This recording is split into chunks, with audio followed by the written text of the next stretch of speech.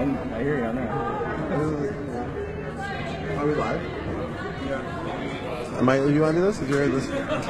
Okay. And then we'll switch off. All right. Hello, everybody. Welcome back. This is Nico from Unicorn Riot. Sorry about that last little. When the screen went out, I actually got assaulted by a Wells Fargo employee. Anyways, we're out here. You see, Wells Fargo funds genocide. That's literally the message of water protectors inside of downtown Minneapolis, Wells Fargo, right now, that they've blocked up the hallways right here. And over here is where lock boxes have been placed on arms. We have some police officers that are on the right side of us. And over here on the left side, we have lock boxes. We have people that have locked down, stopping the hallways, traffic. And Wells Fargo employees have been going in and out of these hallways, and at the moment they've been stopped. Business as usual has been stopped. Right here we have the security officer that's back here that's actually continuing to tell other Wells Fargo employees to move off to the side. And we're actually, you ready? We're actually joined by a water protector who's going to talk about essentially like what's happening right here. We are in the downtown offices of Minneapolis, Wells Fargo. Can you talk about what's happening? Yeah, so this is a response to a call to action from water protectors in North Dakota. There's 6 water protectors locking down to block people from entering their job at Wells Fargo because Wells Fargo funds genocide. Wells Fargo has invested in the Dakota Access Pipeline, which is placed in a location that will lead to the environmental destruction of native land and has resulted in burial sites being dug up, and when the pipeline inevitably fails, as all pipelines do, will lead to the poisoning of the water. So people are here to basically pressure Wells Fargo to divest from DAPL. Right, and then so Wells Fargo, in its investment in the Dakota Access Pipeline, is complicit. You're saying in the funding, which will create devastation that's going through treaty lands and as well as other things. So you want to talk about the attitude that you've seen around here, the energy that you've seen inside this action since it started from the Wells Fargo employees that are getting blocked from their job? It's honestly been really violent and really toxic. Workers have been slapping phones out of people's hands, pouring coffee on people, trying to push past water protectors who are in lock boxes, which could break their arms. Someone grabbed one of the water defenders around the neck and tackled him to the ground. It's been really violent. It's been really gross. So right now we have this security officer who's like really bugging out over somebody else trying to go through this area. And we have some of the water protectors that are coming up with the songs. Do you want to talk about some of the songs that are being sung? I don't really know what to say about them. That's cool. Maybe just the last thing. So people started this 7:30-ish. People locked down. It's now about 8:30-ish. There's been no dispersal orders. Do you want to talk about maybe how you feel the police are handling this situation? So far, it doesn't seem like they've actually done anything, but I feel like police usually respond with violence, and I don't trust them not to. I think that people plan to stay here until they're either dragged out or they have the chance to talk to someone who can issue a divestment. Word. And yeah, that's been on the docket. There is a meeting that's possibly going to be happening or tried to be scheduled. Is that going to happen today? You want to talk about the meeting? I actually don't know. Okay. Maybe I'll try to find that. Anything else you'd like to say? No, thanks. All right, thank you so much. I'm going to try to find out one real quick thing. Hey, can you talk about, can you do it online as well, live right now, real quick? Do what? Talk about the meeting that was possibly being had? Mm-hmm. Okay, word. Yeah. And so we're with somebody who's, you want to just talk about what you're doing here? Well, actually, I'm going to call timeout for 1 second. Okay, yeah. Sorry. Yeah. We're going to call a timeout for a second.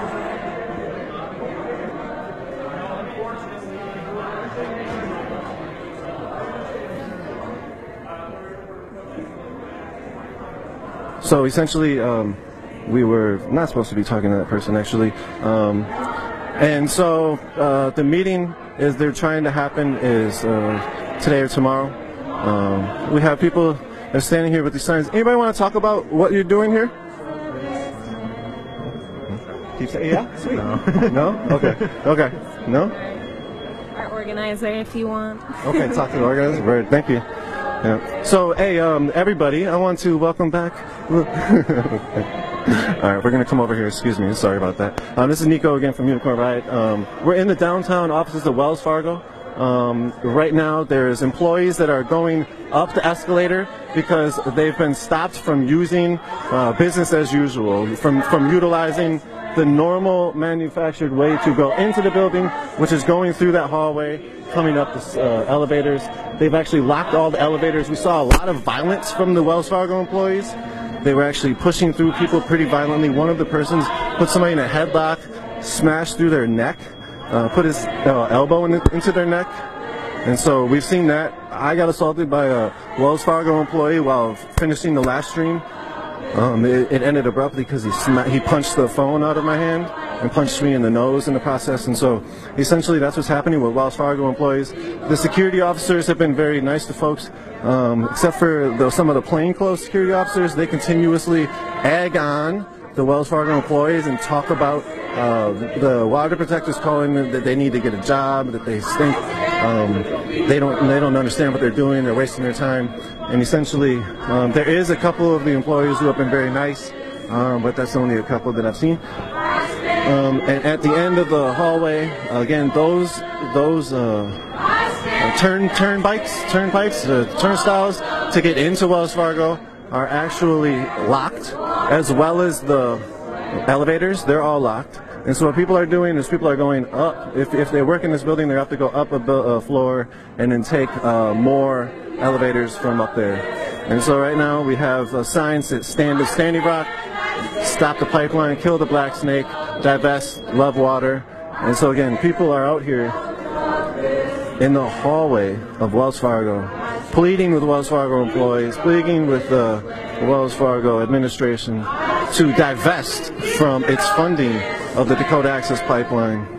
I stand with the future of this land. I stand with the future of this land. I stand with the life of this land. I stand with the life of this land. I stand with. So again, over here on this side, we have the water protectors who have a locked down. They've literally employed lock boxes through their arms, and you need to get up to your floor. I've got security guards. Okay.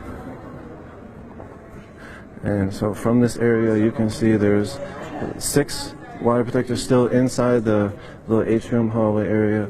These are the turnpikes that the employees have to go through, and they're all red right now, and they're all locked. People they swipe their card on the top, and then they walk through from there. It's been inoperable for the last half hour or so. These elevators have been locked down for about the last half hour or so. There's folks on this side.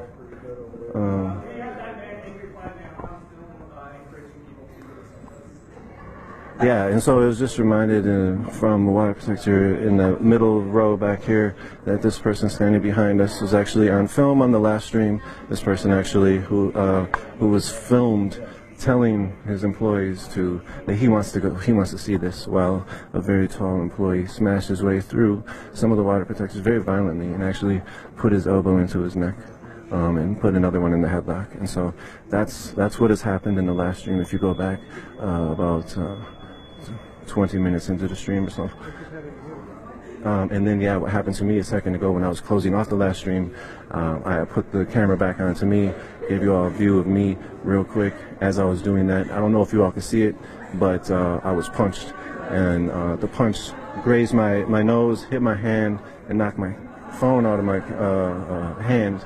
And from there, the Wells Fargo employee tried to run and beat me to my phone to either kick it or grab it and do something else. We were able to grab it real quick. And so that's what happened to me. The Wells Fargo employees have been pretty vicious in a lot of their responses. As we reported earlier, Samantha said they really want to get to work, evidently. And so that's been a thing. And right now, you hear the water protectors talking about the importance of water, talking about the importance of this action, and talking about why they're doing this. And a lot of the people that were the employees are not looking at this action in that respect. They're looking at this action as that they're stopping my daily flow. This is something that's totally different than I'm used to.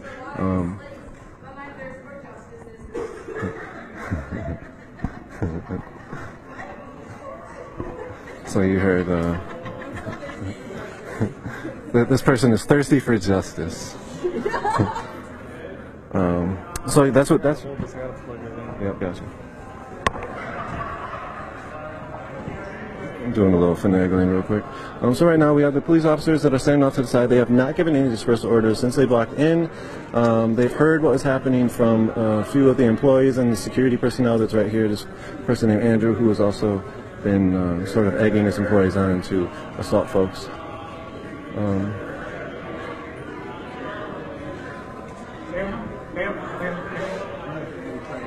So you see, he's been stopping everybody that he can now from going that direction, and that is after some of the employees have literally physically assaulted some of the water protectors who have put their arms into lock boxes and decided to put themselves on the line, risk arrest, and risk physical harm, and try to bring a message to Wells Fargo and Wells Fargo employees that they think that they should be divesting from the Dakota Access Pipeline, as you see here. Do not confuse your inconvenience with injustice. This is what justice looks like.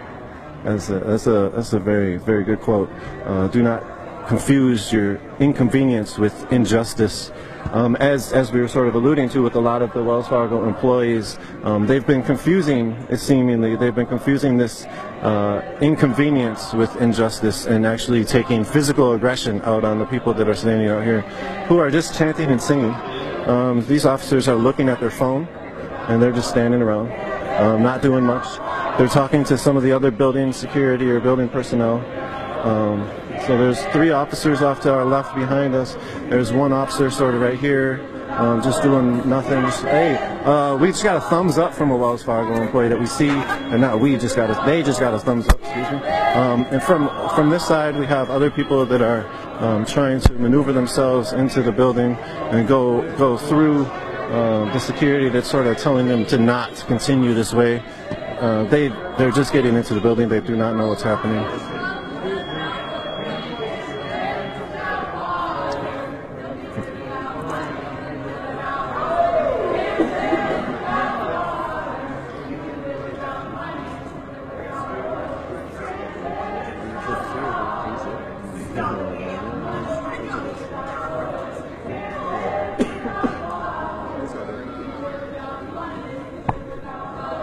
So we have right now, this is the building personnel that's talking to the police liaison of the group, and there's been people that are trying to get meetings to go on. Let me go see what this is.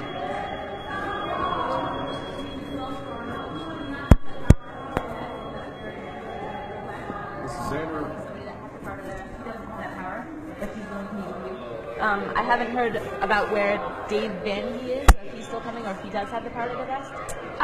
No, but he's on his way. Okay.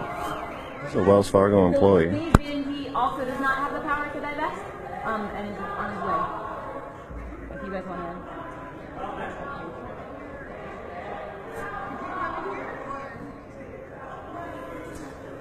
Can we do it from here? That's okay, I can hear you. Okay. So they're asking the Wells Fargo employee to come inside the area. They said they cannot hear her. This person is here to speak to the water protector. I just want to report this also to the other group, because I think they would also be interested, if that's okay. I'll be right back. Did you get on the Ed line? Ed's opening up a line. Did you? So you're a Wells Fargo employee, and you're willing to talk to some of these folks that are here? Is that what's happening? We're getting the ignore treatment, and that's okay. Silent treatment. And so that's what's happening right now here. From what we hear, from what we gather, is this is a Wells Fargo employee that's possibly coming here. There's people who have asked to meet with Wells Fargo management, as well as Wells Fargo administration, to try to get them to divest from funding the Dakota Access Pipeline. And so that's what people are waiting for right here. There's 6 people that are locked down, and they're waiting. They're putting themselves, their physical self and their arrestable selves on the line from that specific reality. There's a Wells Fargo employee who has supposedly come to speak to them. They asked the Wells Fargo employee to come into the area. The Wells Fargo employee said, "No, I can hear you right here." They said, "We can't hear you." And there's been no conversation, no communication since. So that's happening right here. On the other side, there is... know when you're interested in also coming in here, they're disappointed that it's not somebody that has, they said they were less interested in the meeting because it's nothing personal, but that you don't have the power to divest, and that was the specific request. So people would like to come over and listen and participate in this meeting. Okay, so now people from the other group that are stopping foot traffic from coming into the building, some of them are going to come over here. They're sort of disappointed that the person that has come to meet with them from Wells Fargo does not have the power to divest. And so that's what people are searching for, is somebody with the power to divest. More cops have arrived, 5 more police officers, I believe, have arrived. And so there's quite a few officers in here now. There's at least 7 to 10. And the rest of the crowd that was standing at that side is now moving this way.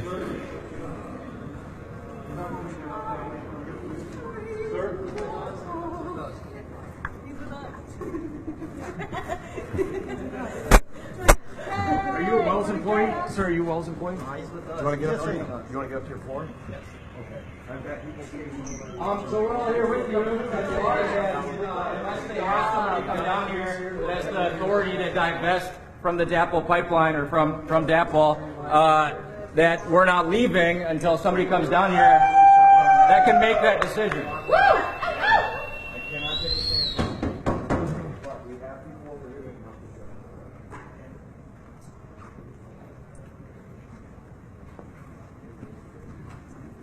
And the Wells Fargo employee that didn't have the ability to divest, that was down here to meet them, is now actually gone. Or wait, has actually joined the police line over there, hasn't left.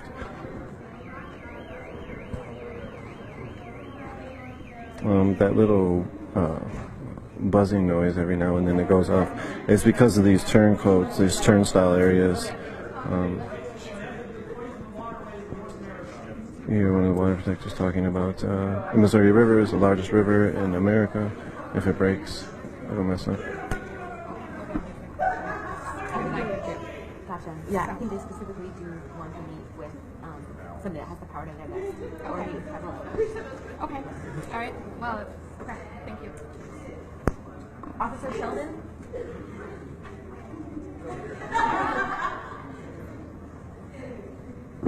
Okay, so that person does not have the ability or a job responsibility to enact any kind of divestment.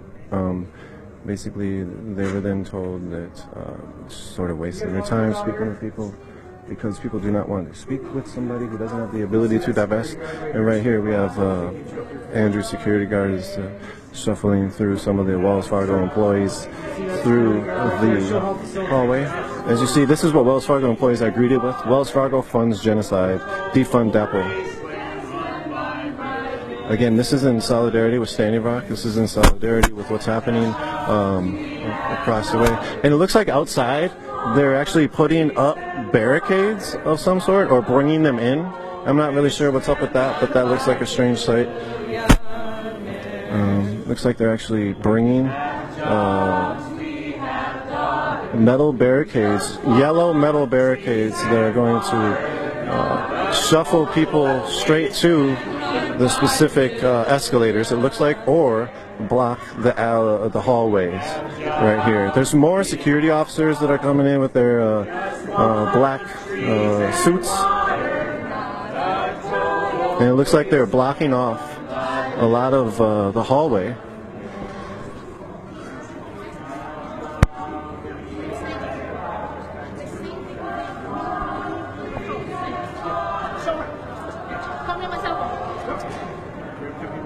And so, again, there hasn't been any dispersal orders given.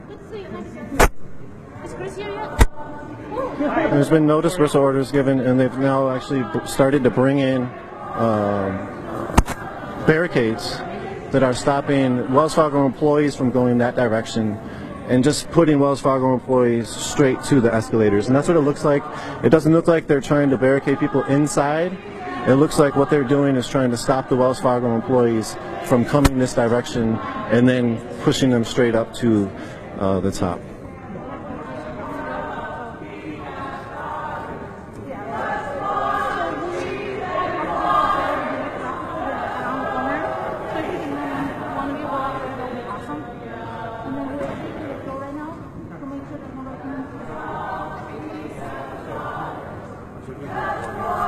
Doesn't do too much. Just to let you know. G4S. Oh, yo. So the security is G4S actually here. That's very interesting. Very, very interesting. If you look on the internet, you can find a lot about G4S. And this person was just trying to shield the mic, and that really doesn't do much. But there's G4S. It's a very interesting thing to see. That's the security for Wells Fargo inside of Minneapolis downtown Wells Fargo. And right now, it looks like we have two of more superior-looking officers that have made their way to the front hallway area.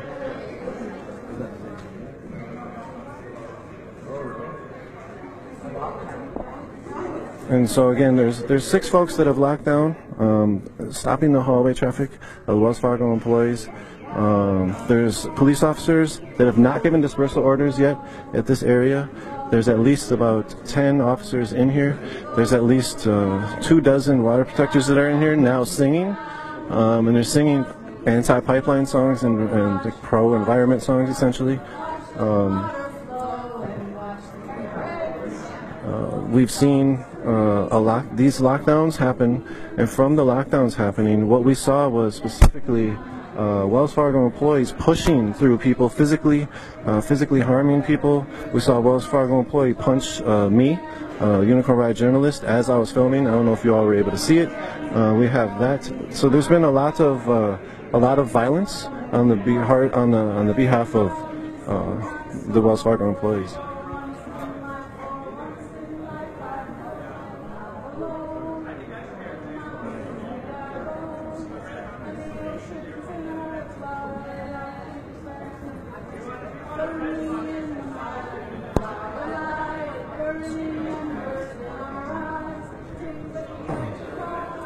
And so again, some of the security that works for Wells Fargo that's in this building is working for G4S.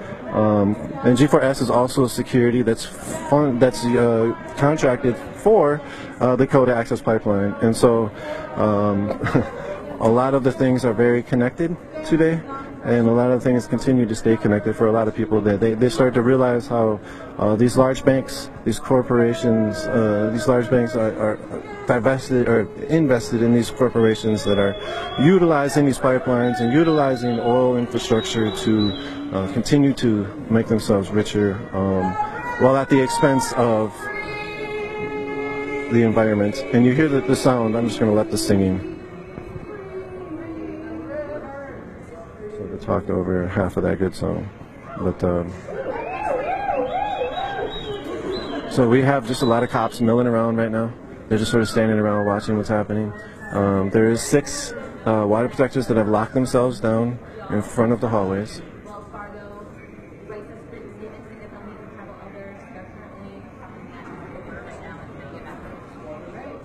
So it sounds like, from the sound of it, is that Wells Fargo is actually going to try to speak with some of the tribal elders. I'm not sure, is that specifically sounded like what was said, and from there they're believing that what's happening with this banking and this meeting that could possibly happen is they're trying to push for it. They're trying to have Wells Fargo get as much pressure as they can to divest from the Dakota Access Pipeline funding, as well as to speak with some of the folks in Standing Rock and speak with some of the tribal elders and try to get a better understanding and reality as to why they would continue to do this and why they would continue to invest in pipelines that are going against treaty rights and that are going against the environment and putting the water in jeopardy, the water of millions of folks drilling underneath the Missouri River. which they haven't done. They have the horizontal drill bore there, I believe, at the horizontal drill site. They've protected the site with a militarized fortress around the outside. It seems like some of the lockbox folks are now moving up, and I'm just going to sort of stand around the periphery of them and see what's happening. Again, this is Nico from Unicorn Ride. Thank you all for joining us.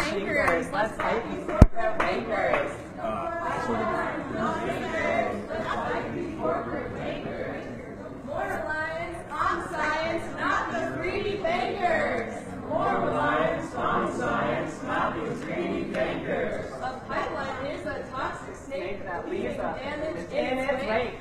Pipeline is a toxic snake that leaves damage in its wake. Resistance is a vital act. Our planet is at stake. Resistance is a vital act. Our planet is at stake. Cool, that's it. You can add more sometimes, but it's really long. It's really long. Wasn't there, didn't original pipeline get off it, the enemy? We discussed it. Oh, no pipeline, get off it. The enemy is profit. No pipeline, get off it. The enemy is profit. No pipeline, get off it. The enemy is profit. No pipeline, get off it. The enemy is profit.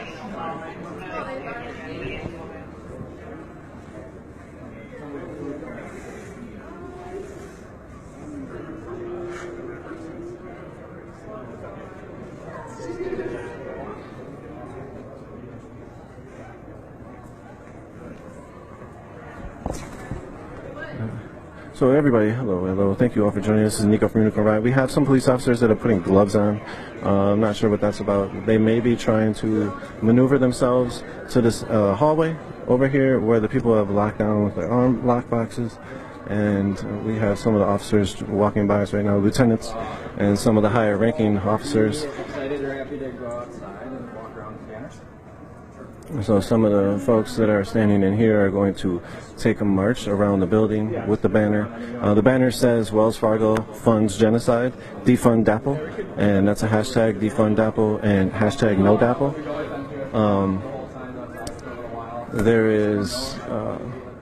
There's quite a few officers in here, as I said, about 10. They have not given any dispersal orders. What we do know is that Wells Fargo is being asked to have a meeting with these people to talk about divesting their funding from Wells Fargo, or excuse me, from the Dakota Access Pipeline, from funding the Dakota Access Pipeline. So that's hence the divest DAPL hashtag. Sorry.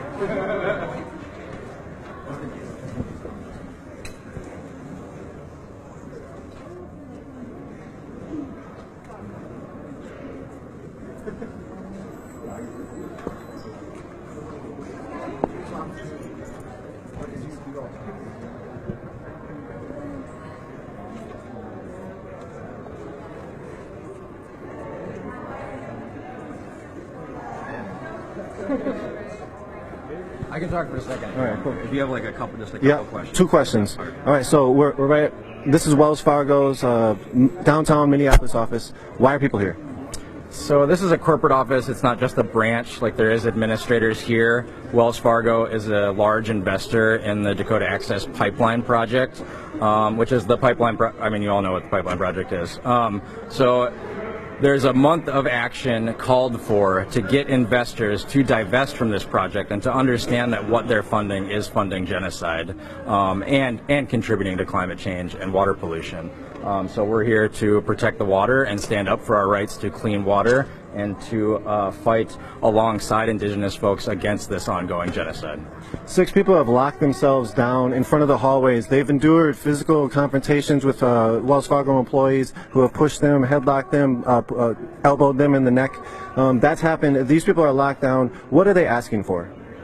Right now, they're asking that at least some sort of official statement, either a press conference happen here or a press release be sent out that we can see happening, that Wells Fargo decision makers, people that actually make the decisions about whether to invest or divest, are going to meet with Standing Rock elders to talk about divestment. Obviously, obviously it seems like a hard ask to get them to come down here right now and just divest. That might not be how their business works. So we're being pretty reasonable and just asking that they prove to us that they are willing or will actually meet with tribal elders to discuss divesting. And one last question. If that doesn't happen, what are people here going to do? We're going to stay here. Yep. I mean, people are definitely willing to stay here as long as it takes to either be forcibly evicted or get those demands met. Thank you. Appreciate Thank it. you. So you heard it from one of the water protectors. We're in downtown Wells Fargo, downtown Minneapolis, Wells Fargo's corporate office, and right now there's 6 water protectors who have locked themselves down in front of the hallways, preventing Wells Fargo employees from utilizing these specific hallways and going up to work. That prevention has blocked all the elevators. They've locked all the elevators, and they've shut down these turnstiles in a way where there's security officers from Wells Fargo that are not allowing their employees to come this way. They were also not allowing their employees to come this way when a few times some of the employees that were tall or more large than some of the other ones was literally, they were heard talking about, I hope you do this, please go through that line, I want to see this. And then subsequently afterwards, there was physical confrontations from Wells Fargo employees, literally putting elbows into people's necks, headlocking other folks. And so another Wells Fargo employee punched me, a journalist, while I was filming. I don't know if you all caught that on the live stream. Anyways, this is Nico from Unicorn Riot. We're at downtown Minneapolis. Thank you all for joining us. This is a solidarity action with Sandy Rock, a solidarity action with the water protectors, trying to struggle against the Dakota Access Pipeline. And there's still people that have locked down here. There's other water protectors that are singing and talking to employees. There's quite a few police officers that are milling around on the inside. They have not given any dispersal orders. There's also a police van that's a transport van that's used for arrestees that are transported, and that van is outside. So that van is outside. There's a Wells Fargo security guy who's telling people that they should move their self off of the property, and he just told the police officers, you want to get her off the property, and now he's looking at the other police officers telling them to get her off the property, and the other security officer tells him no, just forget it. So the police officers are just standing around. They're not trying to do anything right now. Very interesting.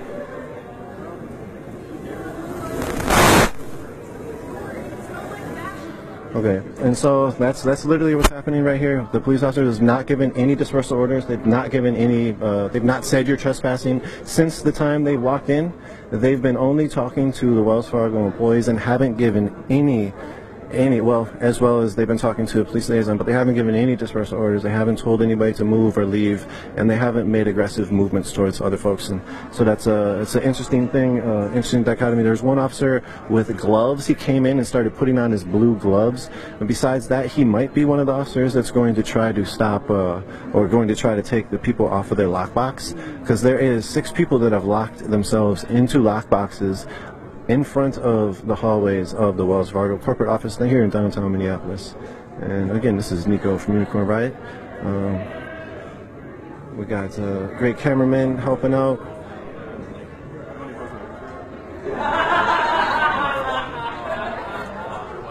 We got the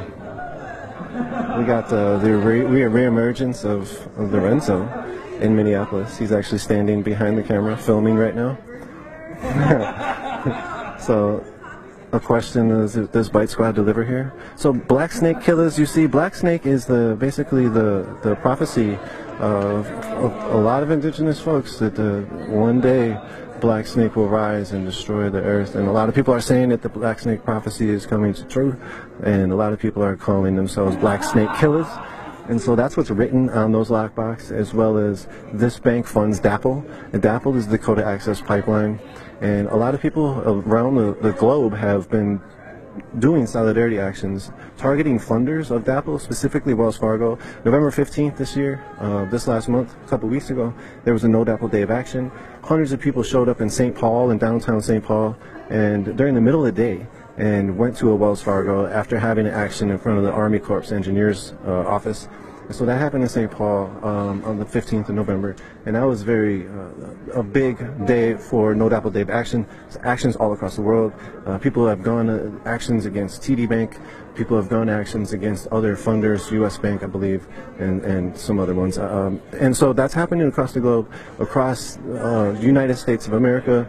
There's more solidarity actions that continue to arise. There's more people creating land defense and water protection and encampments across North America. As we see Sable Trail down in Florida, we see the Spectra AIM pipeline blockade, Split Rock Camp, and so there's these camps. There's resistance to these oil pipelines and these natural gas pipeline projects and these fossil fuel extraction projects that people are taking to the streets, taking to the specific pipeline routes, as well as to the funders. So people are taking to the source of these.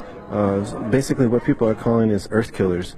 And they're saying it's for greed, and they're saying it's for money, and where essentially these banks are funding these, they're putting these investments in these corporations that are only getting money. That's what a lot of people say. A lot of people are questioning the Dakota Access Pipeline's viability. The contracts were signed in 2014, from my understanding. The crude oil was a lot higher. The crude oil a barrel price was a lot higher. Now it's pretty low, and from its ability to be pretty low. People are questioning whether Dakota Access Pipeline is even economically viable now that it's 2016 going into 2017 in a very few, 40 days, 31 days. People are even saying that some of the contracts, that the funding contracts that Dakota Access Pipeline Energy Transfer Partners has signed, those will need to be redone.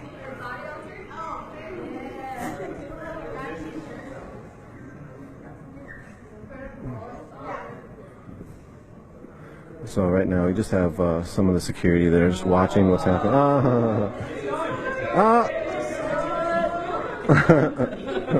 They're rolling some.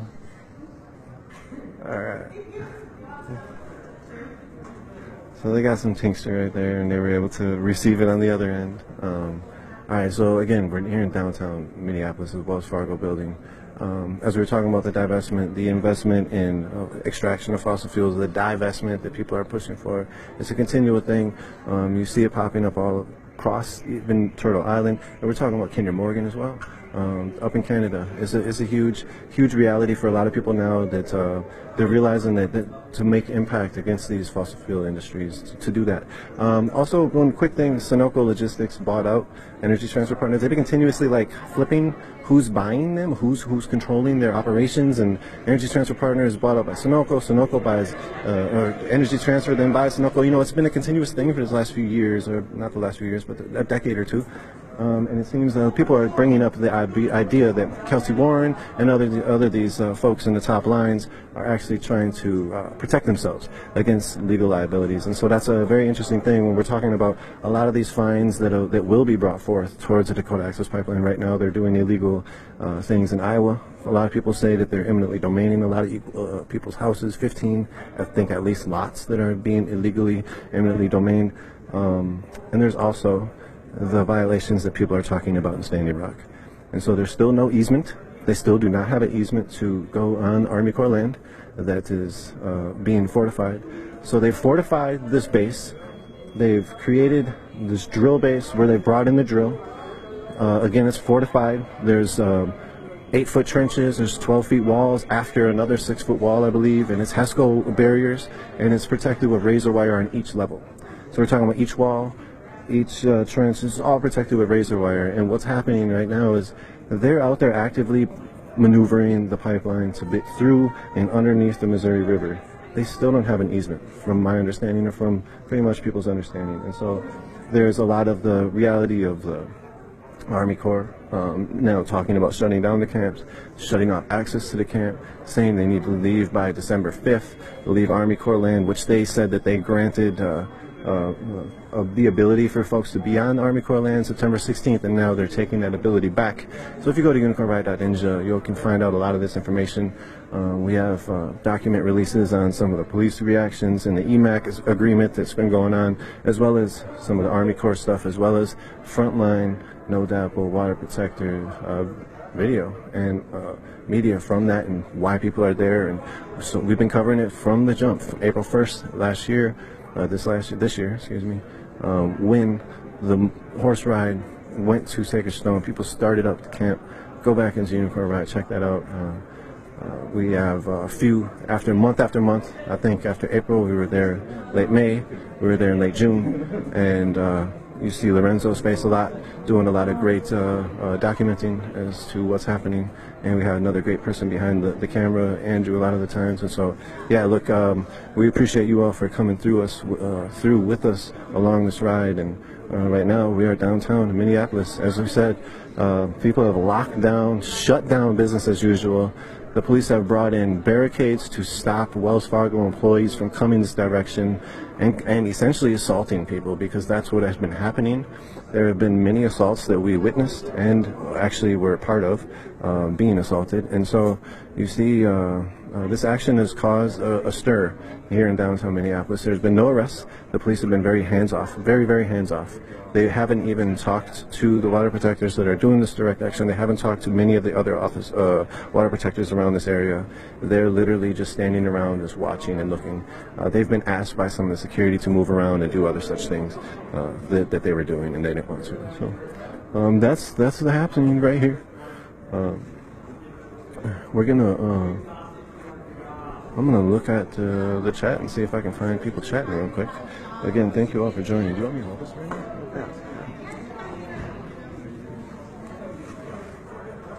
Yeah. Okay. I don't want to be on this side. Oh, okay. This is hot. Alright. Yeah, this is Lorenzo. I'm just holding the microphone right now. This is Lorenzo with the Unicorn Ride. I'm not in front of the camera. I just want to say, we were on the ground since April 1st, 2016, sort of covering this.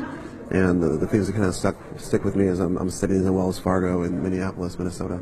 All right, fine. Oh yeah, so okay, I was talking about since April 1st, 2016, and now I'm sitting inside of a Wells Fargo in Minneapolis as people are taking solidarity actions to try to get people to this bank to divest from the Code Access Pipeline. And it's pretty amazing to kind of watch the beginning of when you had a few people in a camp who had come together to pray for more people to come in order to stop the pipeline. And so I think about that all the time, how that was what the beginning one was, asking for more people to join their prayers to come together to put a stop to this, that they needed everyone to keep showing up and more people to come, and they really have. And now we're, like I said, we're at this Wells Fargo bank. People are taking a direct action to disrupt business as usual, so that folks know that they don't want this pipeline in. And we're hundreds of miles away from where this all began, and this is just one isolated action. There's actions that have happened all over the world, and they're constantly going on. Like this is just today. Who knows what's going on outside of here? I know the TD banks have been shut down everywhere. There's been railroad stations that have been shut down. They're transporting tools and material for the pipeline, and so there's just been actions that have been constantly happening, not just there, but also just across the globe at this point. So I just wanted to kind of mention that. And it began with a few people standing together to stay in this space, stay in prayer, and ask that the pipeline does not go in, and wait and pray and hope that more people came to stand with them. And if you've been watching the coverage of the Code Access Pipeline fight, you'll see that a lot of people have come, and they're continuing to come. Even when I was at the camp, I just got back recently, Monday. Well, I get whatever it is. But people were still coming. So despite the temperature dropping, despite sort of the really vicious violence that was happening from the police as people were trying to stop the Code Access Pipeline, people kept coming, and the camp itself would, for a long time I'd say there was 1,200 people who lived there all the time, and they'd stay there the whole time, right? And what I mean by that is there's a constant influx and outflux of people coming and going. And so, the camp was never probably 1,200. It was probably always more but it was like cycling through, and but there was always about that much. And now I just don't know how much that number is because it's just continued to grow. And every day you kind of wake up and you watch people pack up their tents and go, and the amount of people who are packing up their tents seem to get less and less as the week progressed. And so I don't know how many people are out there. I know last week there was Thanksgiving week there was like 8,000 people, and it was crazy. You couldn't drive through you couldn't get through the camp. Everything took forever. I get into the camp was this big traffic jam of humans and horses and cars and everything, and so it was wild. And the camp is like a living thing. So when all these people came in, the roads and sort of the territory of where you knew everything, the layout would just change. And so every day as more people come in, the layout changed. The next day the layout changed, and the next day the layout changed. And so these roads that used to be roads would suddenly have tents on them. And I don't know, it was pretty wild to kind of watch and experience that. But as you know, there's been a call out for veterans that are going to be going there. So this is one action again, and there's different actions being made everywhere. One of the actions that's being called is by United States Army vets, and they're going to be doing. I think they're going to be collecting themselves there 3rd through the 7th at Standing Rock, and there's supposed to be upwards of 2,000 are coming. And the numbers always seem weird. It never seemed true, but in this case, it seems like they might be true. Because the amount of sort of testimonials, somebody just ran into the camp last night who ran 800 miles, a veteran, to come and stand with all the vets who are going to march towards down 1806 towards the police line. And from my understanding, the first thing I read, which I'm sure it's changed by now, was they're going to just don their uniforms, wear protective gear, defensive gear, and just walk through the line, and whatever happened was going to happen. But that was their intention, and they're making it very clear that's what they're going to do. They felt that the public is under attack by a militarized police force, and they sacrificed themselves in order to defend the ability for people to protest. And so now they're going to stand with the people against the militarized state that is defending the Dakota Access Pipeline, which is threatening the Missouri River, which is threatening drinking water for everyone downstream, and specifically also the Standing Rock Reservation. I think also it's important to note that a lot of these tribal nations that have come together, they have a historical knowledge of this experience happening to them. And so when we're sitting in those fires and you're hearing stories of other nations where their water was destroyed by projects, or their land was taken away, their hunting rights were taken away, and all these things that let them practice their culture were just eliminated. And so right now you're seeing the stand of tribal nations who are saying no more, no more of this. You can't come to our treaty lands and do what you want. These are lands that we need to protect for our future generations. And when, and that's, so that's become I could probably go on forever, but I'm not going to. But yeah, so there's future generations, and I think that if you're not part of sort of a tribe that has been relocated and pushed into a POW camp that's called a reservation and isolated from their traditional lands, and the future generations are the future of the people, right? The future generations are the future of their people. They're the people that carry their culture, the people that carry their stories, the people that carry their past. And so to protect that is to protect their people.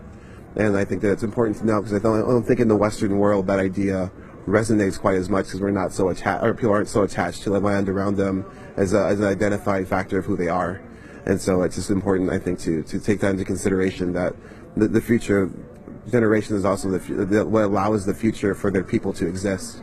And I've had conversations where with different tribal members who are our tribe's shrinking, there's all these issues, and I don't know what happens in the future if we don't fight for it now. And so these are all really serious issues, and right now all these people here have come together to stand in solidarity over what that is. It is about water, but it's just about the future in general, and what is that future going to look like. And the only way you can decide that is by, I guess, taking action to put a stop to people being able to work at a place that funds the Dakota Access Pipeline and say no more. And that's what we're watching right now. Yeah, I'm Lorenzo with the Unicorn Riot, and thanks for joining us in Minneapolis.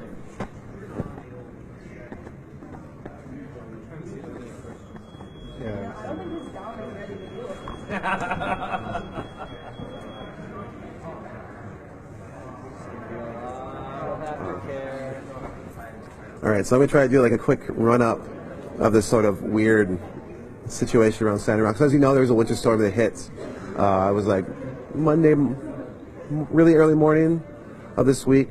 As that was going on, there was the Army Corps had put out this notice saying that if anybody stayed on the Osakoan camp is, or the big camp, overflow camp, everyone stayed on that land, which is Army Corps land, on December 5th, they would be considered trespassing. They would be liable for federal charges. When that happened, it caused people to worry that they were going to be evicted forcefully, and so like you saw the camps sort of rile up, and people were like a lot of tension. That was followed up by like the state of North Dakota. I can't remember exactly which institution. It was, either Morton County or the Morton County Sheriff, or it's like Dalrymple, which is the governor, put out a statement saying, "Hey, that was really great." I think it was Morton County Sheriff. Like, that's great that they're doing this, but we need people to come help us push them out. Like, we need to push them out because they're not going to leave. And so like they're happy, but they also wanted federal troops to come in, or federal officers to help them evict and push out all the people, the thousands of people who are there. Hold on one second.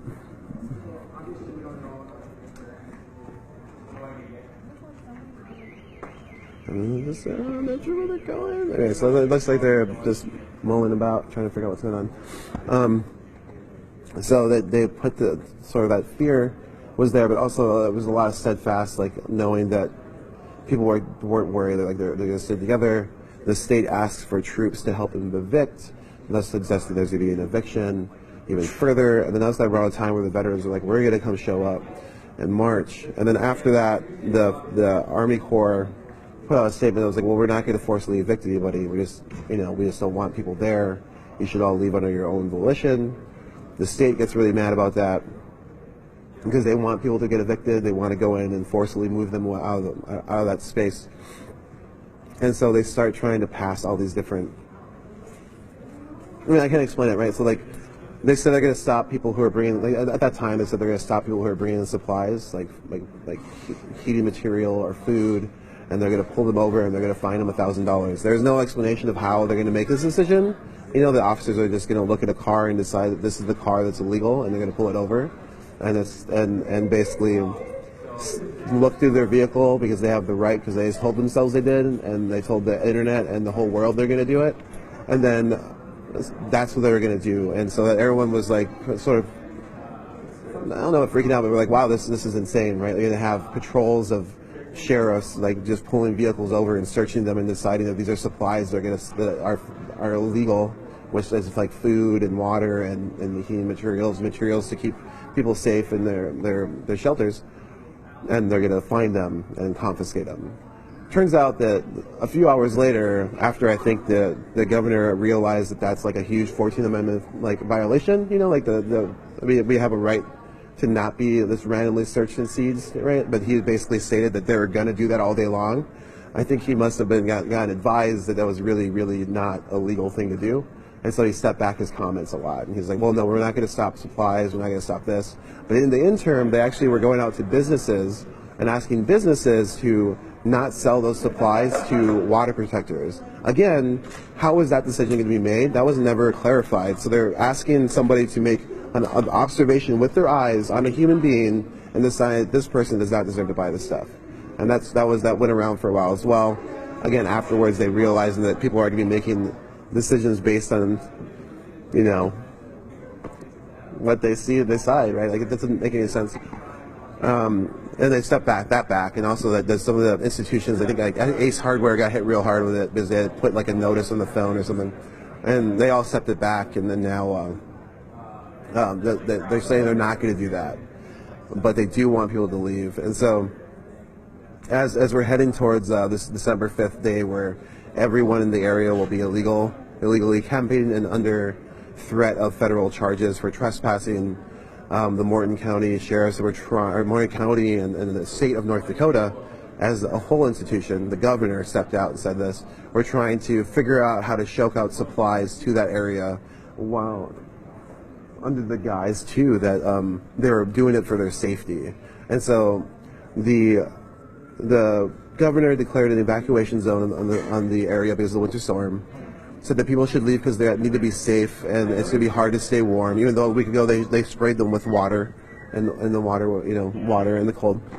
And then they said they weren't going to let them get supplies to keep themselves safe, but they're all doing this for the people's safety. So their arguments were like, we don't want people there. It's an evacuation zone. We want people to be safe. And if people are trying to take blankets and material to build something to stay safe, we're going to stop them for their own safety. And so that was like the arguments they were making, and the internet went wild. So right. So that's basically kind of what's been going on right now. Like, people are just still there. A lot of video came out of like the snowstorm. I think it was like 6 to 8 inches of snow or something like that.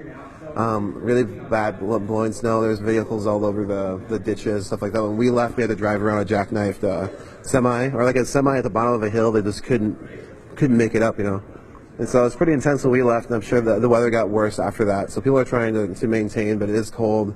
It is a really tough spot, and it's going to get colder.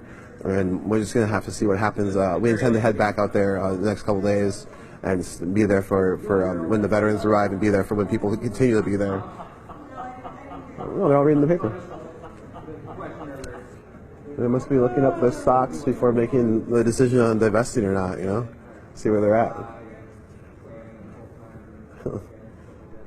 That's amazing. What was I going to say? There's another thing I wanted to pass on.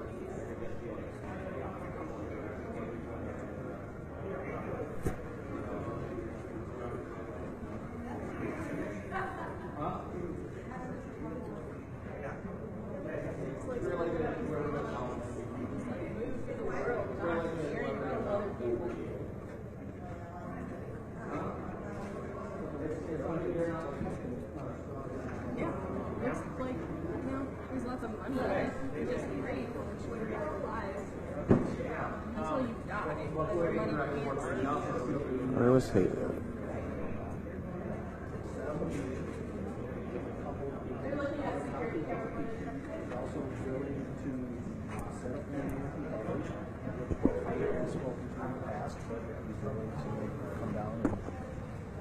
And meet with a couple of you if you like. Okay. All right. Mm-hmm. What we would ask then is that you peacefully disperse. Okay. Peacefully disperse. Okay. So I'm hearing that they don't want to write a press release about divestment and send a statement to. At this point, yeah. I haven't got any word on that. Okay. And is there any word on if they're willing to write a press release or a press statement saying that they will meet with tribal elders? I think it's this group's concern that. That would be where just our a head word. of government relations would come down and actually Okay. talk to you about it. Okay. And So they can bring that. you can bring it down if you want it. If you want him to come down and actually physically meet with you and tell you what he will do, he's fine with that. Mm-hmm. From what I understand, I'll make a phone call and Okay. verify that. But at that point, we would really like you to disperse and. But just, I'm just the police liaison, so I'll communicate that message. They'll have a meeting and they'll get back to me and I'll get back to you. Okay. Okay. Well, all right. Let me know if Okay. you would like the head of our government relations to come down here. Head of government relations. Yeah. Okay. Thank you very much. Okay. So yeah, so it sounds like that was the head of security for the Wells Fargo building, and they're saying that folks here want a press release that they're going to divest from the Dakota Access Pipeline. Doesn't sound like they're going to be doing that in the Wells Fargo thing, but what they did offer was the head of their government relations, who's in this building, is willing to come down and talk to folks about what's going on, and then talk about trying to set up a meeting with the tribal elders. And so we're going to see how that plays out. But that was that interaction we just saw.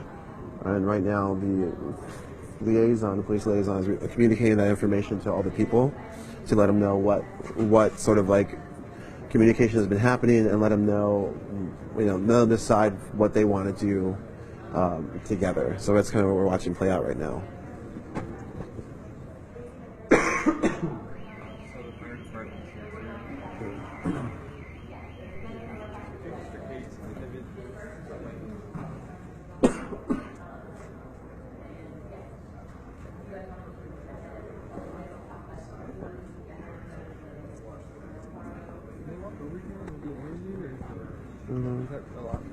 I can just yeah,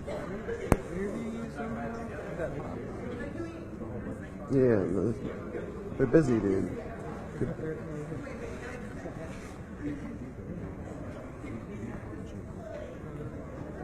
They're having a meeting.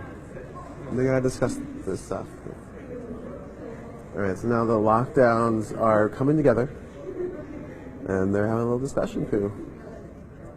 There you go. It's amazing. All right, hanging out. We have some Minneapolis Fire Department folks now. Some Minneapolis police all hanging out. Staying pretty far back, just sort of letting things play out as the security discusses with the Wells Fargo and tries to communicate sort of what they can and can't do, and people are just kind of waiting to see what happens next.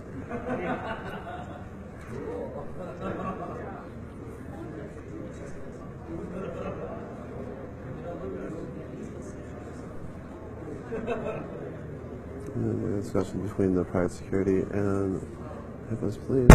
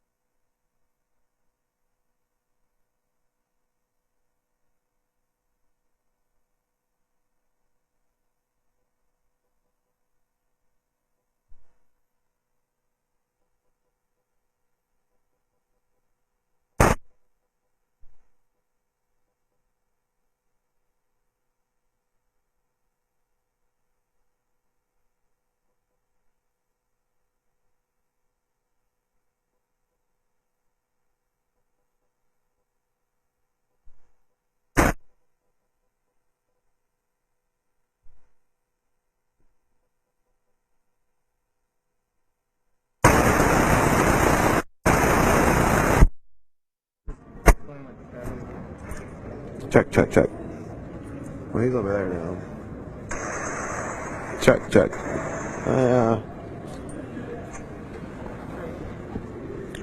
Alright, what's up, everyone? Sorry about that. It looks like our microphone battery pieced out, and we didn't catch it till just then, so I'm not sure how much of that interview you got. Right now we're looking at sort of this collection of police officers. We have the Minneapolis Crime Lab, some fire department officials speaking with security here, along with representatives from Wells Fargo. So we're keeping an eye on that. The people locked down are still locked down. We're going to see if we can just kind of catch this again. Yeah. So also, like, what is happening here? Like, there's like a banner. There's some people locked down. Like, what's going on? So right now, I mean, the original thing is that everybody sort of came in, and there were people locking down to block the entrance for employees of this building, and so they had to be rerouted. There was some tension there between the protesters and the employees. Right now, it seems to have calmed down, and there's just some of us are standing around. I think under the pretense that someone from way up there might come down and talk about our demand that Wells Fargo divest from the Dakota Access Pipeline. Is there anything you want to say to, like, right now there's people who are living in these camps, there's just a winter storm, you know, maybe some of them are watching, like, what would you tell them, like, from Minneapolis to Standing Rock? Just that, I mean, I can only speak for myself, but I'm aware of the things that are going on out there, that it's about a lot of stuff. It's about sovereignty of native land and nations. It's about the history of that. It's about clean water. It's about environmental racism. The fact about it, Bismarck rejected it, and then it went to Standing Rock. And it's also about the degree to which police and military can be, what they can do to contain protesters and civilians and stuff like that. So, I mean, just that, as for myself, protesting here in Minneapolis, why I'm here is because I'm trying to be aware of all the circumstances that are going on out there. The winter weather sucks. I hope you all are prepared and keep at it, because this is making history. Cool. Thank you so much for speaking with us. All right, so this is a quick interview with somebody who was kind of holding this line over here with this banner. We got a whole collection of folks. It looks like the police liaison's back in the mix over here, and they're having some sort of discussion. Fire department. Yeah. Oh, yeah, there's a fire department, MP crime lab.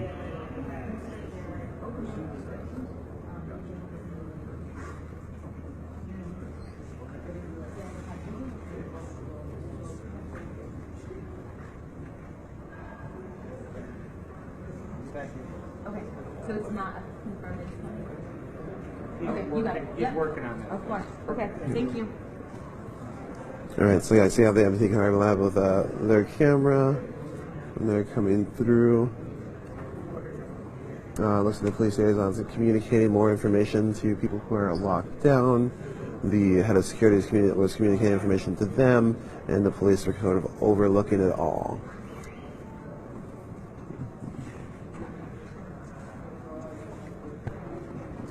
So we're just going to wait and see what goes on. Crime lab holding the camera steady. They are. And so it looks like I'm just going to wait and see what happens. Again, we're in Minneapolis, Minnesota. This is a Wells Fargo building where a group of water protectors have locked down initially in front of these entrances and stopping people from entering them. And now they're moving back to their spots, and they've taken up the space again.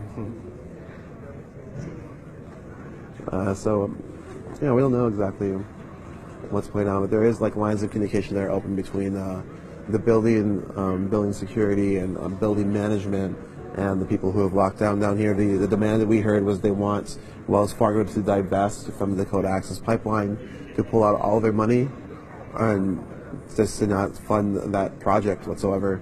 And it doesn't sound like they're going to get that one so much, but it sounds like they might be able to meet with the government relations person from Wells Fargo in order to try to make sure that they contact the tribal elders to hear their concerns. And so we'll see what happens. Next we have security cycling through previous footage on their computers.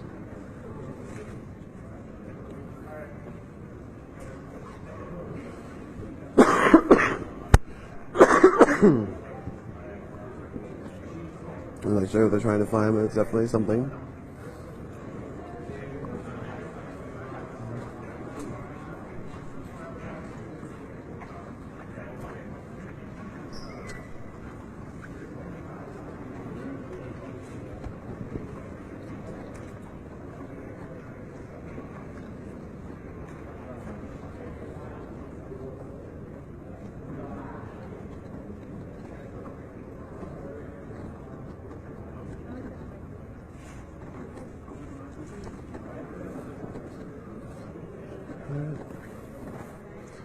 Well, this seems like we're just waiting for,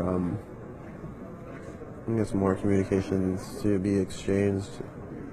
Folks, it doesn't look like there's more workers coming in this way anymore. They've all kind of been rerouted.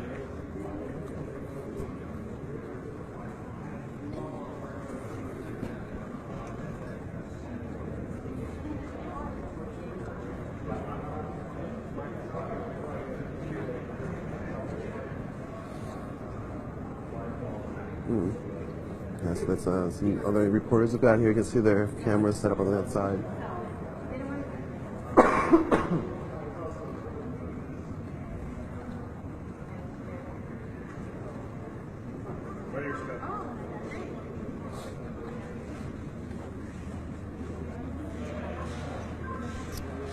Alright, I don't have any way to look at comments, so I hope you all are having some sort of lively conversation. Anyway, well, we're Unicorn Riot Ninja. We are on the Facebooks, on the Twitter, as UR_Ninja on Twitter. You can follow that. You can also click the like on our Facebook page there, Unicorn Riot Ninja, and also we have that web page. We got a video page for high quality videos, and we exist. We've definitely been covering the Code Access Pipeline for a little bit now, and this is just sort of another iteration of what's been going on as people take solidarity actions, and sort of what began as this camp spirals out across the world and people take more and more actions to stop. Oh yeah. Well, anyone just joined. I don't know everything that happened. I got here later. But yeah, so anyways, yeah, so we are in, people that are just joining right now, we are looking at Minneapolis, Minnesota. You see a few groups of Minneapolis police who have come here because folks have walked down in front of the entranceways to the Wells Fargo business office. Earlier today there was a bunch of altercations as employees tried to get through that line and they were not allowed to go through. They were really upset because they had to go a different route, to the point where I heard there was multiple assaults. I did not witness those, but the other person holding the camera did.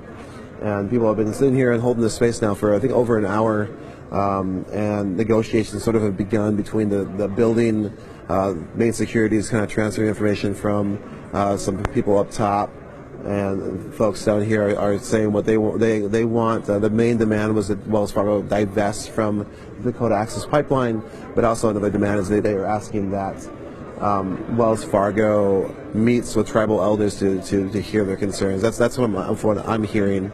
And so they're hoping to be able to get an okay on one of these, and are waiting to see what happens. And as they wait, definitely more and more police officers are showing up. Different units. You have the crime lab, which is the guy walking over the camera. You have the fire departments here. The assistant chief is here, I think, of the fire department. So there's a lot of different kind of forces here. You also have the private security of the building itself, who has here as well. Mostly, at least initially, trying to get employees to go different ways and not interact with the protectors here, which was, one of the people actually ran up and hit a phone out of one of our collective members' hands, and then started trying to basically start a fight was his goal, it seemed like, and try to just get someone to swing at him so he can say he was attacked, even though he initially was the person who ran up, took a sprint and knocked the phone out of his hand and started laughing. Whatever, that's what he did. And he was pretty proud of himself, and then he is now gone. But that happened initially, and we were surrounded by police, and then just kind of watched and stood back along with security, and so it just kind of played out. And luckily nothing escalated from there, but that was obviously his goal, and whatever.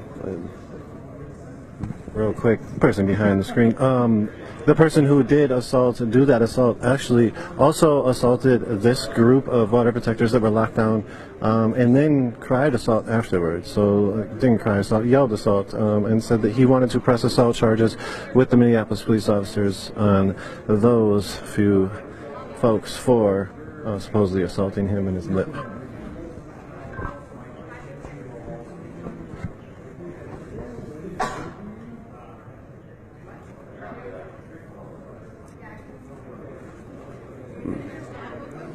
Alright, so the lockdown crew is finishing snacks before we talk to them.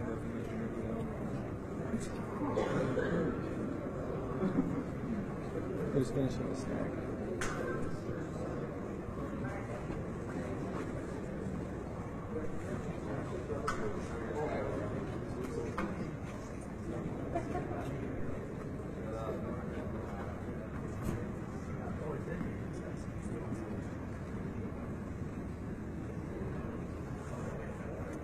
There's people talking in the chat. Like the divestment push has been happening, and people are asking that people close their personal accounts of Wells Fargo. And you can see people talking in chat. That's somebody said November 14th that they closed down their Wells Fargo accounts out of protest that they are investing in the Dakota Access Pipeline. So this sort of like push is also just like individual push saying like you can put your money somewhere else. And it looks like people have been doing that.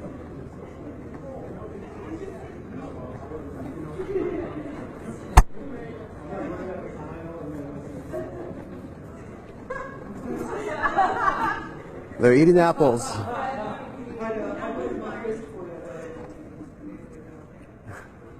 So yeah, people are just laying down and resting. I'm sure that those things are heavy on their arms. I don't really know. But yeah, so just gonna wait and see. Folks are trying to finish a little bit of food before we get a chance to have some more. Yeah? Yeah. Channel 5 and everyone's stuck in the walls. Okay, so it looks like other media is being kept out.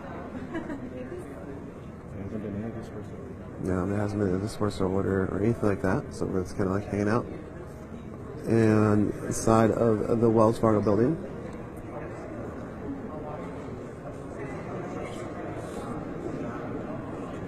And waiting to see what happens.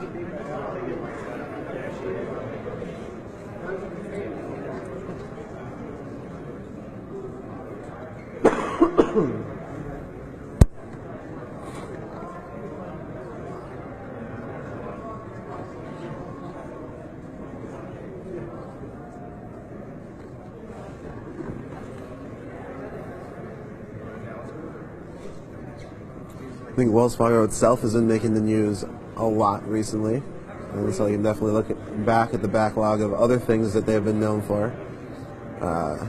If you do call their 800 number, you'll be alerted of their apology of other things they've done.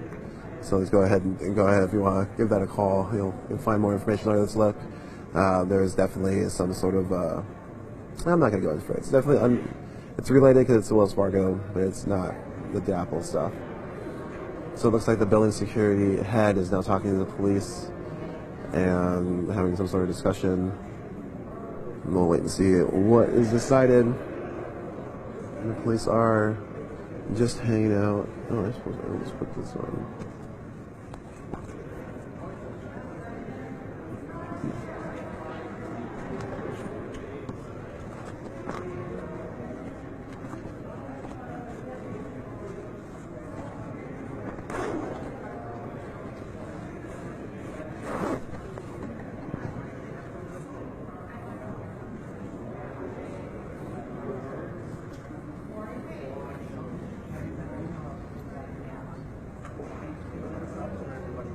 Definitely more officers have shown up.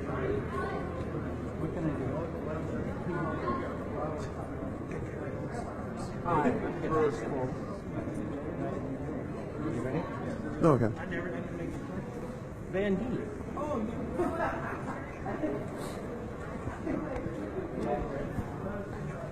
So yeah, so the police are meeting with each other, and different reps from Wells Fargo look really happy.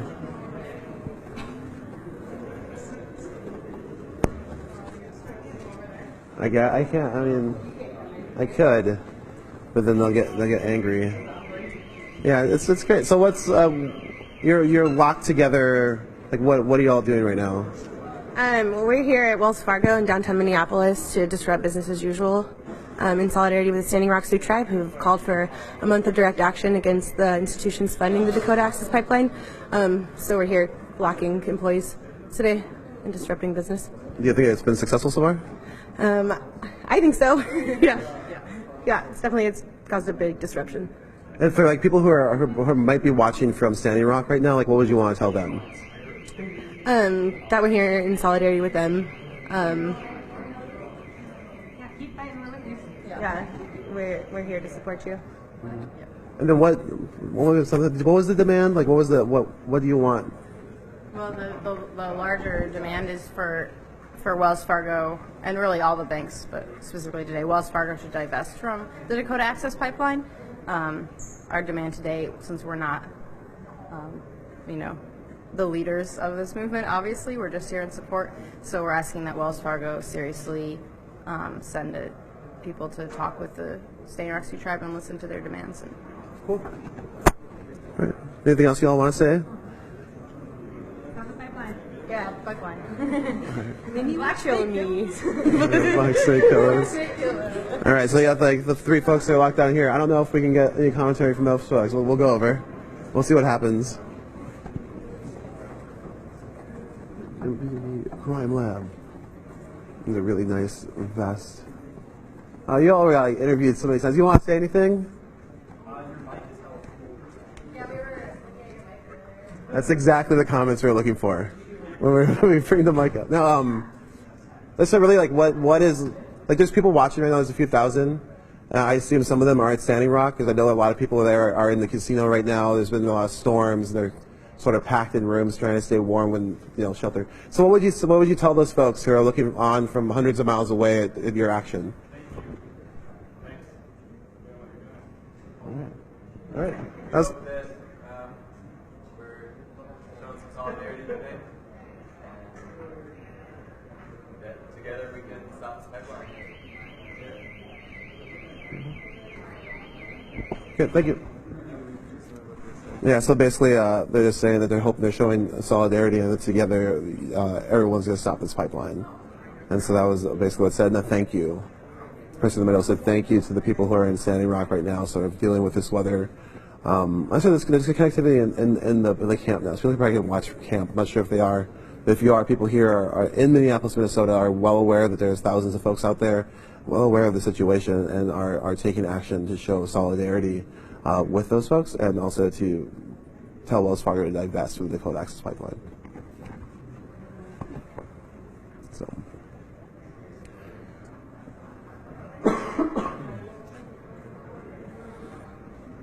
The meeting gets bigger.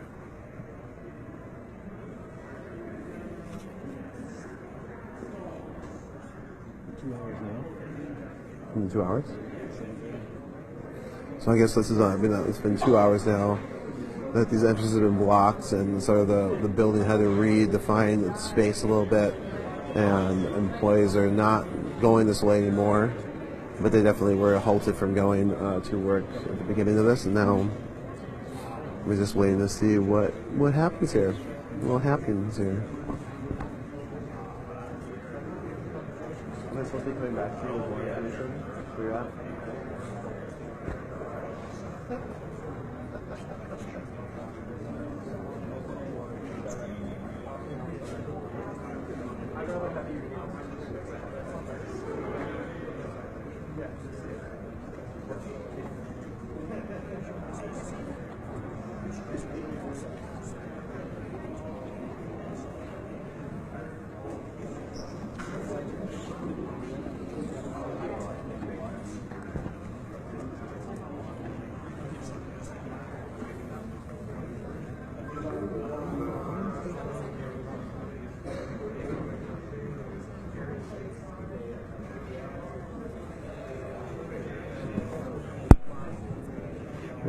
Real quick. Hello, everybody. This is Nico from Unicorn Riot. Behind the camera right now, I just wanted to also say the Minneapolis police, who are very hands-off right now, have also been very hands-off in all the solidarity actions that have happened in Minneapolis.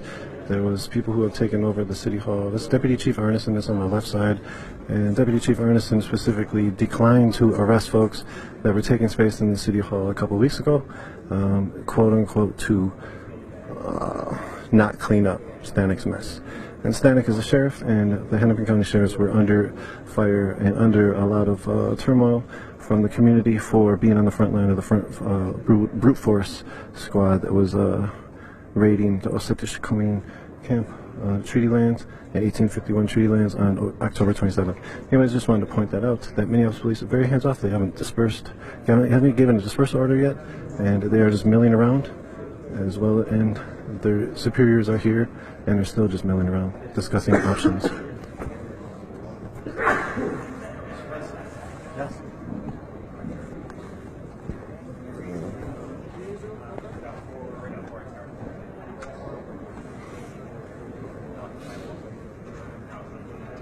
I want to spit out this gum so bad. Oh, yeah.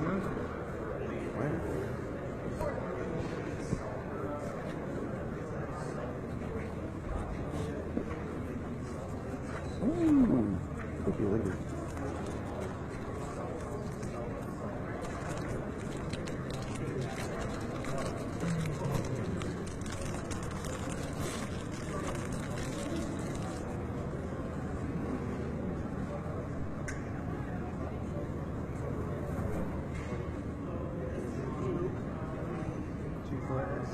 Yeah, G4S tag.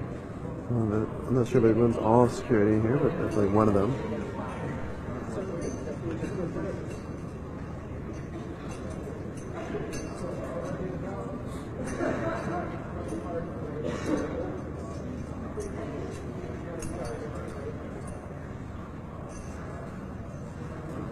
If anybody's just joining with us, this is Minneapolis, Minnesota. We're in the Wells Fargo corporate office. Pretty big, sure, it's pretty big. And the lobby, and the folks have locked down to the entrances. The police have been called. They set up some yellow barricades. Now this whole area is basically shut down. From my understanding, they're not letting any more people in. So if we did leave, we wouldn't be allowed back in. You can see there's press and stuff outside as well. And so we're just gonna hang out here and seeing what comes next. I know there's communications between the building and the people who are locked down through a police liaison, and so we'll see what sort of agreements they make in the end. Yeah, we'll see what happens.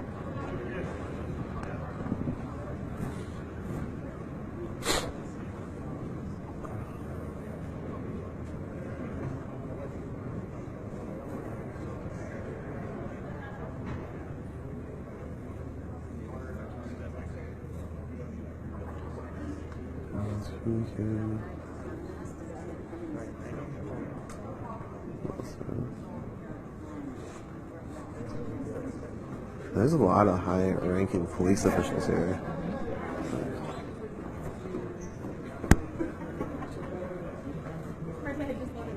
Oh. Yeah, the security team's been looking through the footage of what happened at the counter there. They definitely brought in all their well-dressed security folks.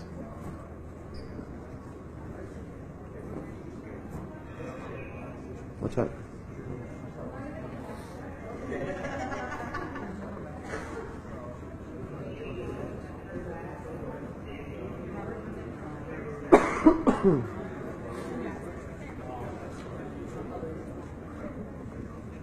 Well, it's ready. All right.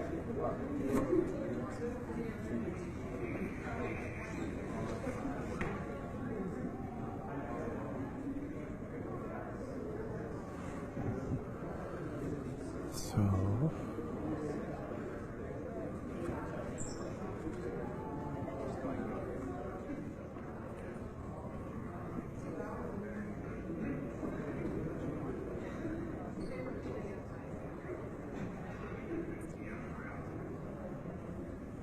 I've come from Sandy Rock to hear this. Situations felt different. You know, in Sandy Rock, private security was armed with baseball bats at some sites, just ready to rumble, I guess. There's been instances of locals whose vehicles are being stopped violently by people's bodies, pulling out guns and aiming them at everyone and shooting them into the air. The police initially were, sort of telling folks that they should arm themselves and it makes them feel safer. They're like, you should feel safe, like if you're armed, it's your right. And then after a while, when it sounded like those people were directly assaulting water protectors and stopping them and sort of showing them, hey, we're armed, they're like, oh wait, like maybe you shouldn't go do that. And like trying to stop sort of this vigilantism, they're instigating by telling people to be armed. And then they also created this alert system for protesters in Bismarck and Mandan, which would alert the locals of when these protests would come in and advise them to stay in their houses and lock the doors to be safe. Those protests were very much banner holding and walking down sidewalks, and maybe they would enter in the street and chant a lot, and the response was telling people to be afraid and to hide in their homes. But what actually happened was that people started using those alerts to go to those protests and sort of confront people, and so all these altercations started happening from that point. The police were initially sort of attacking those marches when there's a lot of footage we have of like violent arrests when people were just marching on the sidewalk, were just chanting and that's how they were being treated in the Bismarck-Mandan area.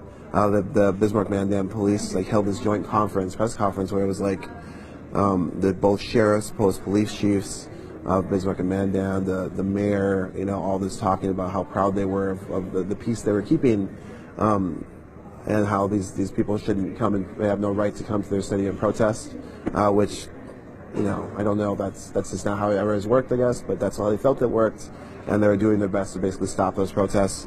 The water protectors would leave the camps in caravans, and sometimes those caravans would be cut in half by Morton County Sheriff's Department vehicles. There was times where they were stopped and they were illegally searched. Like, they would go through from car to car, look inside who's in there, and then like make arrests, very targeted arrests. And so, I mean, these are the things that are happening out there. And obviously, there's like a very secure, militarized perimeter by police officers wearing full camouflage and personal body armor and magazines across their chests for their automatic weapons. Even though, if you looked on Sunday, there was Sunday that they have the water cannons. Everyone had their hands up. Everyone at the most had some shields, and we're majority just trying to move in a direction and take up space in a direction. And the response was to be tear gassed over and over again. The police did show that there was rocks that were thrown. I suggested that there was people trying to make sort of explosives, which again was suggested because none of those munitions were exploded. They just said these are them, even though it just looked like they had been in a fire, and there was no hole protruding showing where they had exploded or how they were being made into explosives. None of that was ever detailed. It was just, this is happening, believe us. Which has been sort of what the line has been from the Morton County Sheriffs in that area. They've made a lot of suggestions of different things happening, but very, very little evidence has ever been produced. They just expect everyone to believe them, despite the fact that they themselves have video cameras, but they're not releasing anything. So we'll see how it all plays out in the end. And so it's weird to go from that to Minneapolis, where you have a lot of police, but they're not instantly attacking anybody. There's been a lot of communications with the building, with security, and sort of things are playing out at a much different pace here than I feel like they would play out in Morton County, in particular Bismarck, Mandan. And it is true that people have, the protests have, or the water protectors here and this action have inconvenienced employees, but the goal, I'm pretty sure, was to inconvenience the business that they feel is pushing forward this pipeline, which they feel is threatening all their lives. Do you want to say anything? I would like to ask a question. This group is wondering if they do a conference room meeting with two people. If you guys, if their demand is that you guys are able to be present at it, are you guys willing to do that? What time? Whenever they get here, so in the next hour. Yeah. Okay. Thanks. Yeah. So they're working on. It's like they're working on bringing down somebody from corporate to have a conference with these folks who are risking themselves, and they've asked if we would be willing to be there to film it, and we will.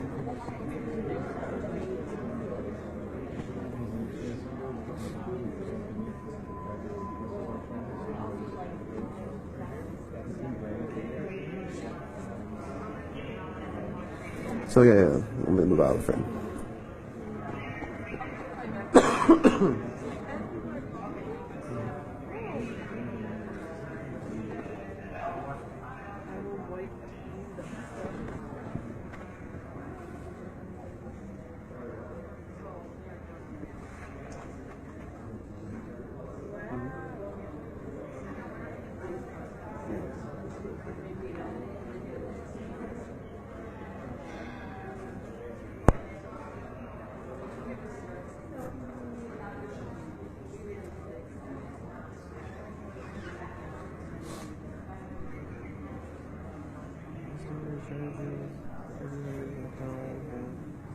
Okay. And someone's sort of asking how arrests played out. So a lot of the arrests that happened around the water protections and actions were misdemeanors for trespassing, and engaging in a riot was used a lot.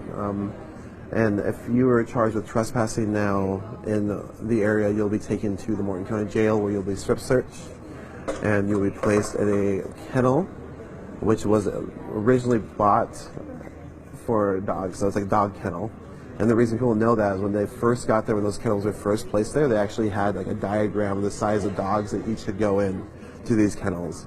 And then there was also on October 27th, when the eviction happened of the 1851 treaty camp, those arrests were each numbered. And so they put numbers on their bodies, strip searched them, and then threw them into dog kennels.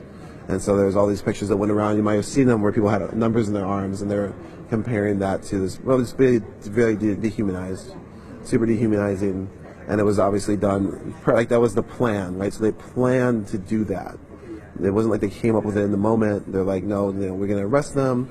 We'll strip them down. We'll put some numbers on them, and we'll throw them in our kennels. And everyone's like, that's a good idea, and they agreed. And then they went out and did that. So. There was a meeting. There was a meeting that happened. So that was some context that happened there.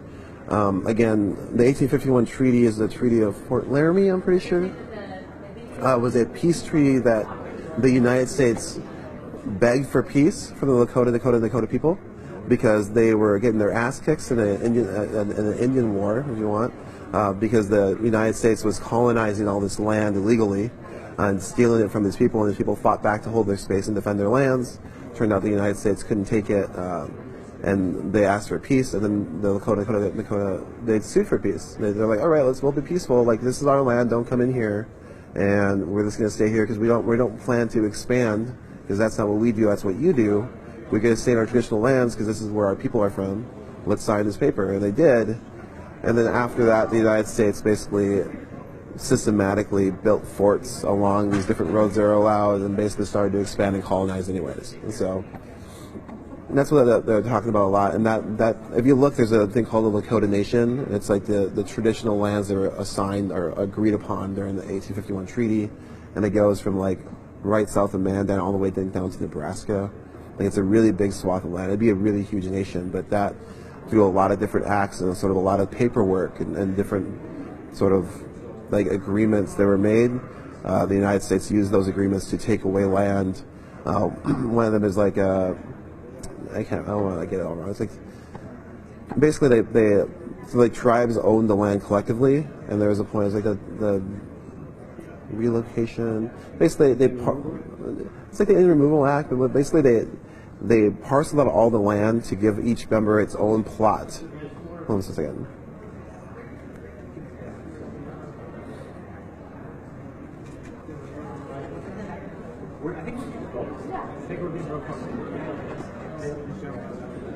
So they're doing a lot of work to negotiate right now, more so than I've ever seen. Being out in North Dakota, that's for sure. So we'll see what this plays out like. Anyways, let's look up I'm not going to try to give you the history lesson, because I'm going to get it all wrong. I might get it right, but I just don't want to get it wrong. And so just like I would definitely look into the different treaties and different sort of acts that were kind of placed on Native people, and look at that through the lens of how would you take away people's land and colonize land through the law. And that was a lot of work that was done, and sort of paperwork that was given, and promises that were made. And now we're at today where the Black Hills have been stolen blatantly. The Supreme Court ruled like, oh, hey, sorry, we did steal these illegally. Here's some money. And then the people were like, we don't want money. We want the Black Hills back. So like how did the treaties play out in the present, when treaties are supreme law of the land, is in the Constitution that everyone talks about and holds up as this beautiful document that is our nation, but somehow treaties are constantly broken and ignored. And so how is that going to play out in the end? I don't know. But right now, while this is about water, it is about defending water, it also is about treaty rights. I want to give you guys an update that the officers are willing to have the worker guy, the head of, I forget what it is. Government relations? Yeah, the head of government relations come and meet with this team. Instead of in the conference room, meet down here, but they're asking that you guys be made to leave as their only stipulation. No. So there's still negotiations happening, and they're having a consensus meeting about it. Cool. Yeah. We're really glad you're here. Yeah. So who asked us to leave? Is it the building, or is it the police? Fulkins is communicating on behalf, I think, of Wells Fargo. And, okay. Or they would like us to not be there for those negotiations. That is the part of the stipulation of them. Negotiate. Okay. Yeah. Cool. Well, whatever y'all decide, just let yeah, whatever they. Yeah. No, really, I don't want to talk. Anyways, we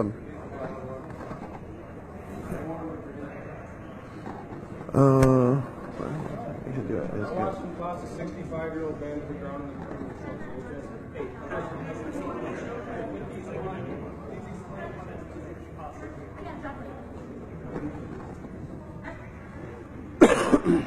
So yeah, so we're just being told that the head of securities, or I think the Wells Fargo government relations person, might come down here and have a discussion with the folks that are locked down. But the stipulation, if it does happen, is that we would not be there to film the interaction. And so we're going to see what happens with that and just wait. Wait and decide.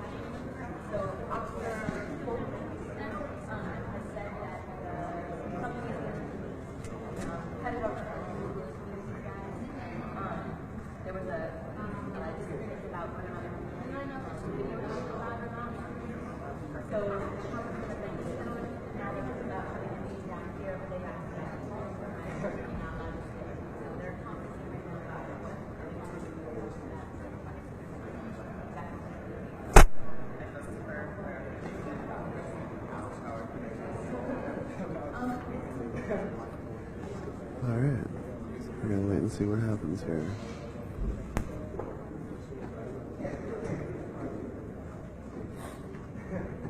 No, we tried to get the security to show us footage of their allegation, and they said they weren't going to show us. And yeah, said that we were. We told them we had 2,000 people watching the live feed, and that we could show them exactly what happened, and they wouldn't show it to us, and that they're just basically wanting to see one of the people that are being locked down get escorted out by the police and being charged with assault. Mm. So that's what they want.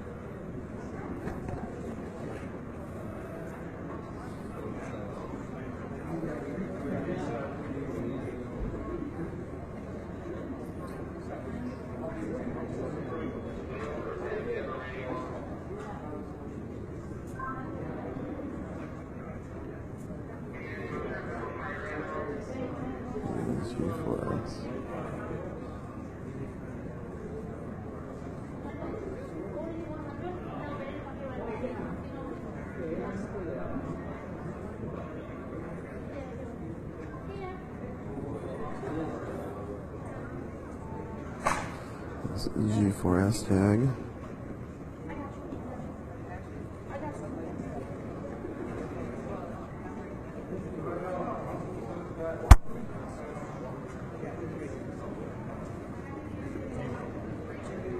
So it's kind of like watching everyone mill around as they're communicating. And you know, it is possible that all the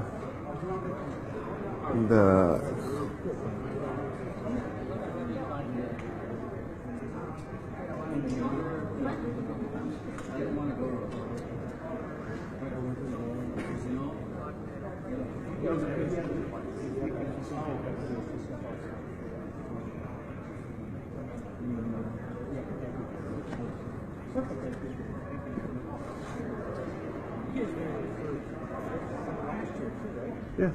I remember both your faces from watching the live streams. Yeah, we're around. Yeah.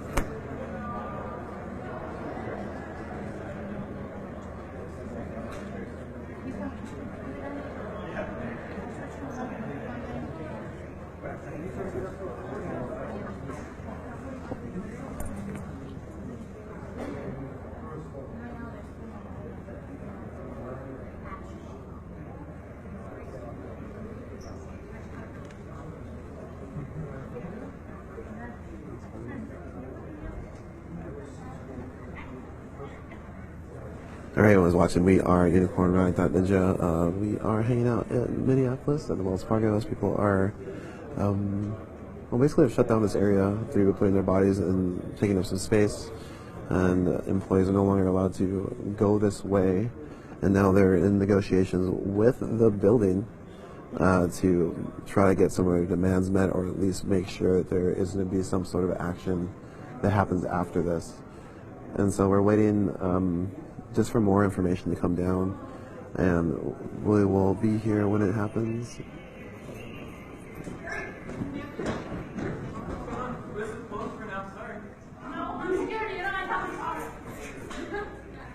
So there was this.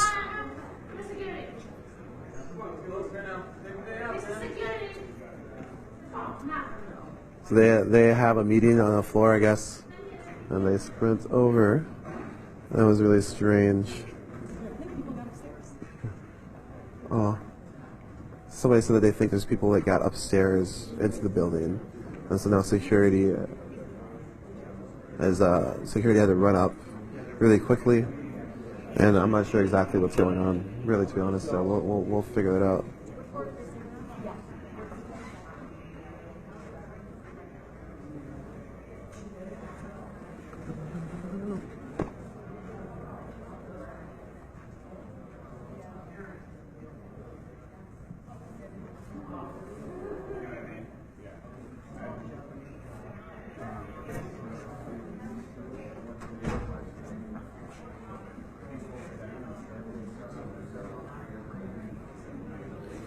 Yeah, so this is overhearing the conversation. It sounds like there are people, water protectors on a different floor, maybe doing another lockdown. I'm not sure. We obviously aren't there.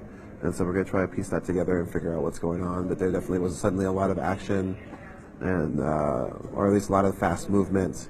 And security has sprinted past and had to get to the elevator, and were willing to like push people around if they needed to. It seemed really obvious they were.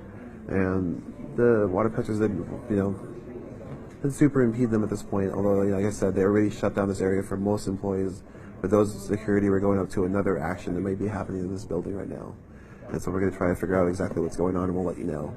But again, this is Minneapolis, Minnesota. This is at Wells Fargo. Wells Fargo is invested in the Dakota Access Pipeline, and protesters are here in solidarity. The water protectors are here in solidarity to demand that Wells Fargo divest. So let's say 412.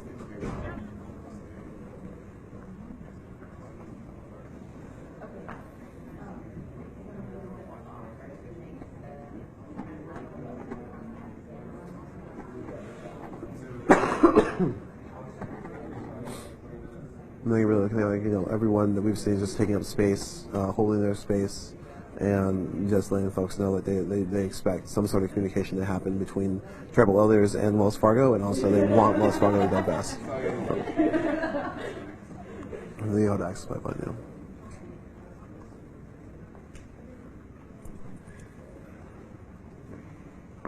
Yeah, G4S. The company that does.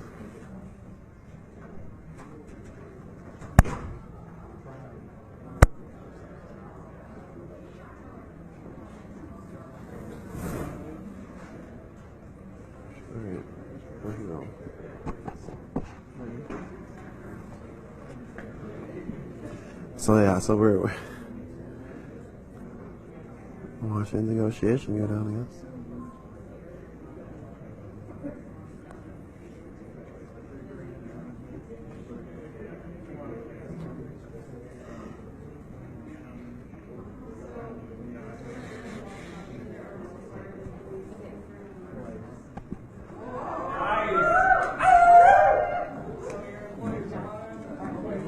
Somebody said that Wells Fargo employees are internally protesting. Again, I can't.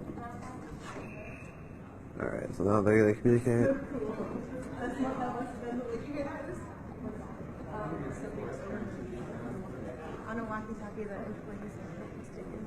Oh, okay, so the information is that somebody overheard on the walkie-talkie the employees are protesting on the inside. We can't verify that, but that's what people said they overheard. So yeah, there was, like we said, that information came after security sprinted across the floor and had to get into the elevators and had to get somewhere. We heard somebody else say it was on the 12th floor. They went to the 10th to 15th floor elevators. So those things exist, but again, none of this verifies anything. It's just the pieces that we're kind of getting. We don't really know what's going on. We just kind of know that people are waiting. There's communications are happening, and we'll see what the resolution is in the end. But right now, at least everything is really, since the initial time when we first walked in here, I've settled down a lot. And initially, there was a lot of like pushing going on. Employees were losing their minds because they couldn't get to their jobs, and somebody attacked one of our camera folks. And so now we're here. They're going to go back to their back room to have a little meeting over there.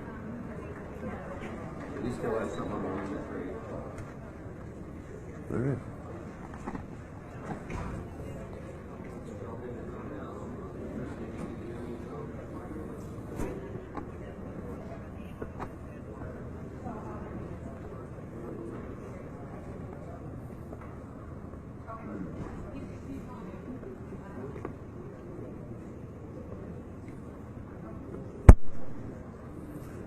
A little meeting going on. Where's Lincoln's counter? A lot more officers now. Not really high-ranking officers, right? There is quite a few. I'm not really sure what they're. Quite a few. Mm-hmm. I gotta ask you guys, is that what's Unicorn Riot? We're a 501c3 educational nonprofit. Okay. So there's a couple journalists for them. So you guys kind of just okay. Interesting. Mm-hmm. We've been in Minneapolis for a bit, so. Where are you guys from? Oh, I'm from Minneapolis, so we're from the. Some of us are from the area for sure. So. Did you guys go around all over different places, or just mostly focusing on this issue, or? Oh well, I mean, right now, yeah, but we cover a lot of different issues. We cover like environmental issues, but also social justice issues. We were here during the 4th precinct shutdown that happened, and we were covering that, and then also we cover this sustainable living. People is trying to current sort of situation, and this kind of provide coverage for that. Anything about the mining up north? The iron? That'll be coming up. Yeah. Well, I mean, whatever people let us know, we'll go check it out, if we can get there. Yeah. Oh, thanks for the questions. You take care. Walker was curious who we were. Gave him a card. Again, we're a press organization. If you don't know who we are an educational 501c3 nonprofit organization that focuses on media production. We make a lot of different media, and we have journalists as well that are stationed in different things. We've had a lot of people out at Standing Rock for months now, following this story. We're a small organization, so sometimes it does look like we're just covering one thing, but we do cover a variety of stuff. And if you look at our website, you'll see there's stories that they go further than just the DAPL story, which is a pretty giant story. I shouldn't say it's just, it's a giant, really historic event that's going on right now in the United States. And we put definitely a lot of our resources into it, but we do cover other things as well, including arts and culture and service. Anybody. I kind of feel like we're interested in that. We'll go out and check it out. And so right now we're just watching this meeting go down between the folks that locked down in front of these doors, shutting down these elevators, and the police are also looking on, and the police have been trying to negotiate them to leave, basically. And the folks want to speak with management. Management seems interested in speaking with them, but also seems to not want us there to film that interaction. So we're going to wait and see what happens. In the end, we're just here covering the events, and if folks, I don't know, we'll see what happens. I don't know what we'll decide.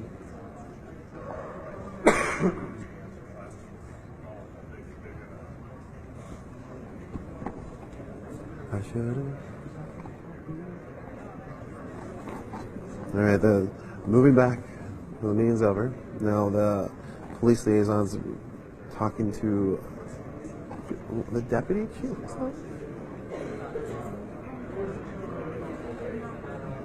No.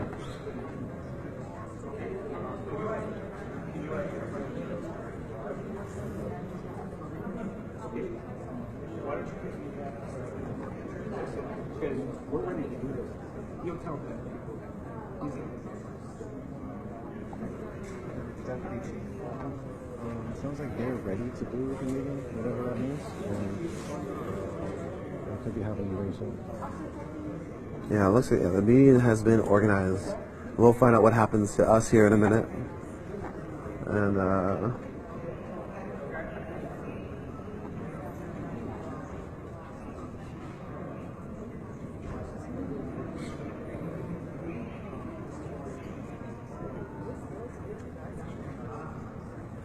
yeah. Okay, yeah. Sorry, I'm talking a little softly. I was just advised. Again, this is Lorenzo with Unicorn Riot. We are in Minneapolis, Minnesota. We do have a reporter on the ground in Standing Rock. If you've seen stuff coming out of there, we have reporters on the ground in Denver as well. And I think that there's events going on there that will be being covered later on in the week. And so right now we just are in Minneapolis, Minnesota, at the Wells Fargo, where people have taken direct action to shut down access to the employee elevators, which definitely has affected one person who can't get to their office. They can't route any other direction. They gotta take this elevator. And we're just waiting to see what happens next. It sounds like a government relations official is coming down from Wells Fargo to speak with the people who are locked down. People who are locked down want Wells Fargo to divest, but they also are willing to unlock if they can get like a press conference or some sort of writing saying that Wells Fargo will reach out to the Standing Rock tribe for a meeting to discuss further the DAPL thing, or to discuss further the Dakota Access Pipeline, the DAPL thing. A little tired, a little early. I came to take a break for a second, and this is what my break looks like. So, yeah, and then I'll be back on the road tomorrow, heading back to Standing Rock, or the Cannonball, or to go to the Second Camp, or the Sacred Stone, or the Big Camp, or Flat Camp, or Rosebud, Ziniconju, or maybe I'll go visit the Wild Gullah Kitchen, or the California Kitchen, or maybe I'll go visit Grandma's Kitchen, or maybe I'll, so there's like a lot of places.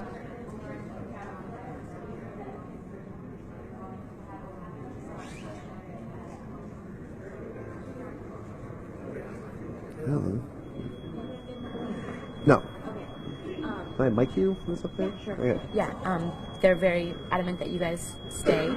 So 2 delegates are going to go up and speak with the Wells Fargo representative, and then we're all going to stay here, and then they're going to come down and do a report back with all of us here. Okay. And then they're going to have a meeting about what's going to happen next. All right, great. Cool. Great.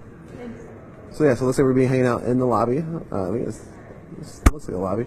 And just waiting to see. It sounds like 2 folks that are locked down are going to go meet with Wells Fargo to discuss their demands, and then our Wells Fargo representatives, and then they're going to come back and report to these folks what was decided or not decided, or what was said or not said, and then from there.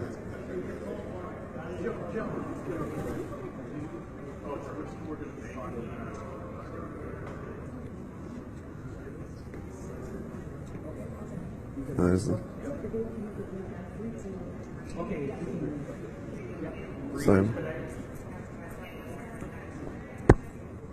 that sounds like the police want this to be over as well. So we'll wait and see what happens.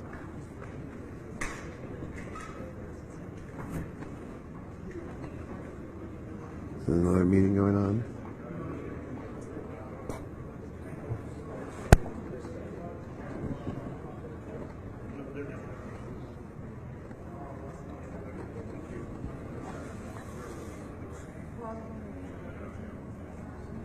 There's a lot of people on their cell phones, a lot of people talking. I can't hear what everyone's saying, but we're just hanging out.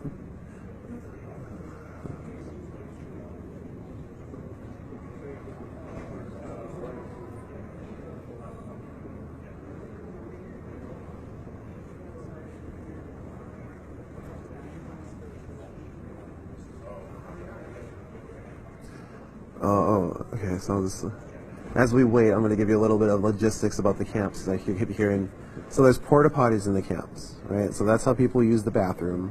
There's also there's sanitation, as in there's a different place where people can throw their garbage into these giant receptacles that people are taking away.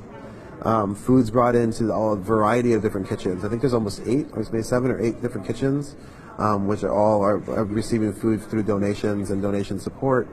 From different tribe supports, from the internet, from you all, and then those kitchens provide meals for free to mostly anybody who goes there, but a lot of them are localized to the camps that are around them. So like when people talk about the Oseta Sekoan camp, it's the 7 council fires, right? So 7 different bands of Lakota, and that's what Oseta is when they all come together. If you look at one of the flags, it's all these teepees in a circle, and that kind of represents all the different bands coming together and creating the sacred hoop. I think it's what the sacred hoop. Not sure about, yeah. And so outside of the Oseta camp, there's a bunch of other camps. So while Oseta is what people call it, there is, everybody has their own camp. There's the Pueblo camp. There's Red Warrior, people have heard about. There's tons of different camps. I can't even begin to name them. But so there's all these different camps around there as well, and all of those are kind of what makes up that big camp, or the Sacoan camp, which is thousands of people. And all those camps are surrounded by around these kitchens that provide food, and all the camps also. And so that's some logistic stuff. So you can still get to the camps. I think there's a lot of questions about how you get there, and that's because right now 1806 is shut down by the police. The police are the people who shut that road down. Water protectors did have a barricade they pulled apart to allow traffic at one point, and the police were threatened to make arrests because they were blocking traffic, and they're like, well, we'll open the road. And the elders asked people to open the road, so they just opened the road, and then the police shut it down with themselves, and then eventually came in and evicted that camp. And so since that point, there's a military sort of base at Fort Rice with barracks where the police are stationed. Fort Rice is about 8 miles north of where the old treaty camp, 1851 treaty camp that was evicted on October 27th is at, and that's where they kind of been staging. So when actions or protections happen from the big camp, you'll see these reinforcements start streaming down the road of 1806 because the police control that road, and that's where they're coming from. It's sort of the staging point that they created for themselves. But if you are trying to get to the camps, you can still, from my understanding, and this is my experience recently, if you go to Mandan, North Dakota, and take Highway 6 south, you head down south and you'll pass, you turn left, I can't remember what the road sign is. It's 24, yeah, but it's still Highway 6 at that point. It's really weird. But you get to an intersection, you turn left, there's a sign that says Fort Yates, like 70 some miles away. Turn left, you'll start, I think you're heading towards Solon, and then you'll go over a bridge that lets you over the Cannonball, and then you'll turn left, and that road actually is 24 and heads to Solon. And then that road you're on will hit 1806, and you head north on there, and you'll come from the south of where the camps are, and you'll hit the camps. Once you're in 1806, just make sure you head north, and you're not going to be able to miss the camps. You'll see them, and so that's kind of how to get there. So like you can make your way to Prairie Knights Casino, and you can kind of make your way there. I think at this point, folks who are planning to go out there, like, just be really prepared. It's very cold. Nights are really tough. Days are getting tougher. There's a lot of people there. There's a lot of resources there, but definitely if you don't show up prepared to deal with sort of constant cold and wind, you're not going to do pretty well. So like definitely if you plan on going, research what it takes to live out in the Arctic. The Arctic's probably warmer. Like research what it just takes to live out in the plains during winter, and it's a lot of work. It's a lot of work to be able to do that, and so definitely look it up and be prepared. And if you're not prepared, figure out what else you can do. And these folks didn't go out there and do other stuff, So anyways, it's just like a little logistical update. If you're planning to try to go out there, that'd be my suggestion.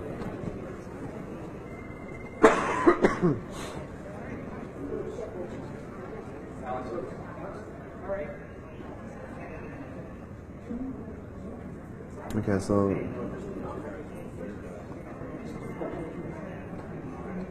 alright, so like you have two folks who are going to head up now. I think I have a meeting with the Wells Fargo government relations person. Yeah, we actually haven't gotten their name at all. Yeah, so we don't know who that is at all, but they're off to meet with them, and we'll hopefully hear a report back in a second. So, cool, thanks.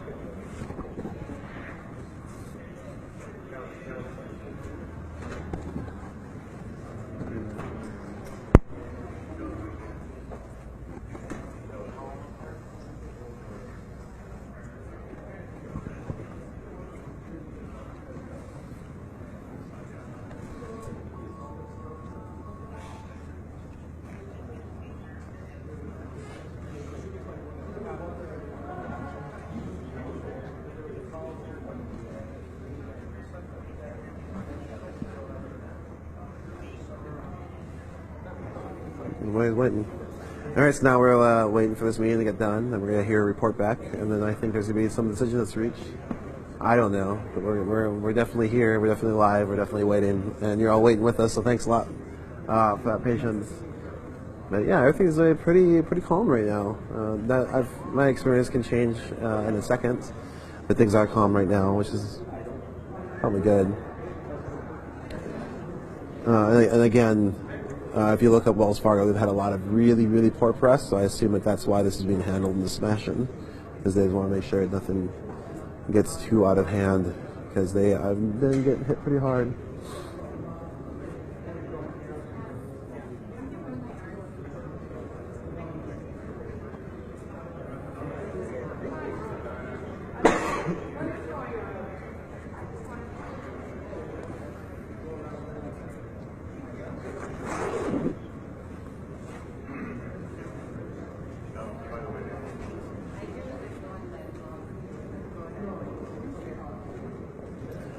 Well, oh yeah, and then another recent update I forgot to mention is the Governor Dalrymple of North Dakota is asking for meetings with the tribal council in Standing Rock. So that's like the latest thing that's happened. I'm sure that we're going to have more information about that.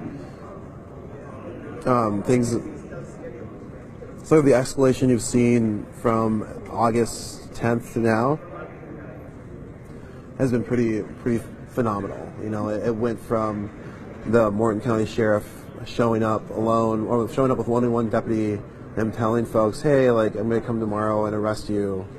You shouldn't do this. It's illegal. And then the people being like, we're within our rights to hold this space. We want to defend the water. Sheriff left. Next day he showed up with a bunch of deputies, about 20 vehicles, and arrests started to happen from that point. And sort of as time progressed, those arrests got more and more violent. The charges got higher and higher. The treatment got worse when you went to the jails, and that's been sort of what's been happening as these things have been going. They've gotten, you know, to the point where recently a woman's arms, her flesh was blown off during an encounter with the police, water cannons, and different munitions they were throwing at the water protectors, who were just, you know, they're trying to take space. They're holding their ground, walking towards them. It wasn't like there wasn't a time where like thousands of people were running at the police. No, it was like just walking towards those barricades. And when they got to those barricades, the police unleashed on them with rubber bullets, different munitions, exploding munitions, and a woman lost use of one of her arms during it. And also somebody else like lost vision.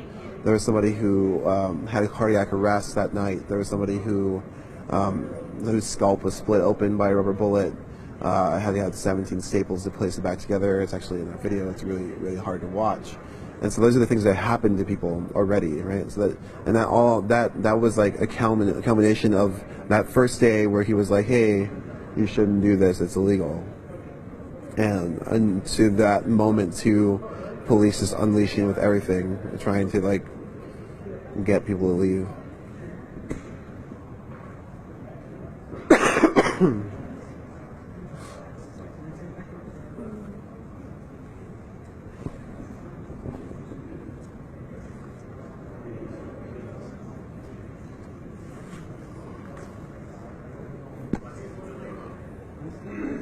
What's that? Are they still living in lockdown? Yeah. I think so. Yeah.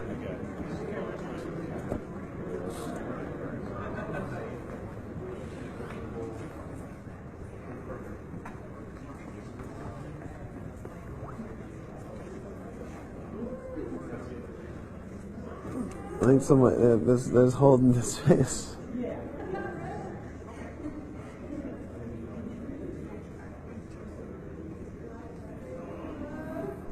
Black snake killer, something. The black snake prophecy is that there's supposed to be a black snake that comes from the north and spits poison into everything it touches on its way south to the coast, to the Gulf, or just on the way south. And it has a bunch of different stories around it. I'm not going to share the ones I know because there's too many. I don't want to like privilege one or the other, but definitely look it up, like black snake prophecy, and it's supposed to be this black snake that comes from the north and poisons everything it touches. And Dakota have sort of attributed that to pipelines that are bringing oil, and when they break, they poison everything around them. So we'll see.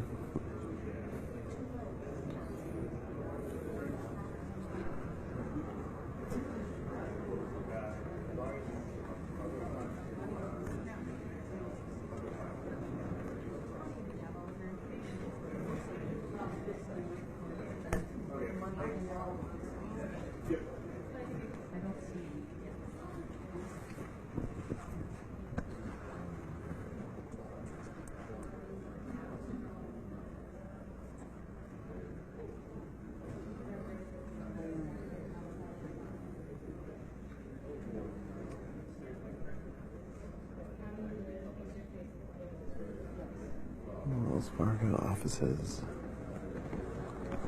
Minneapolis, Minnesota.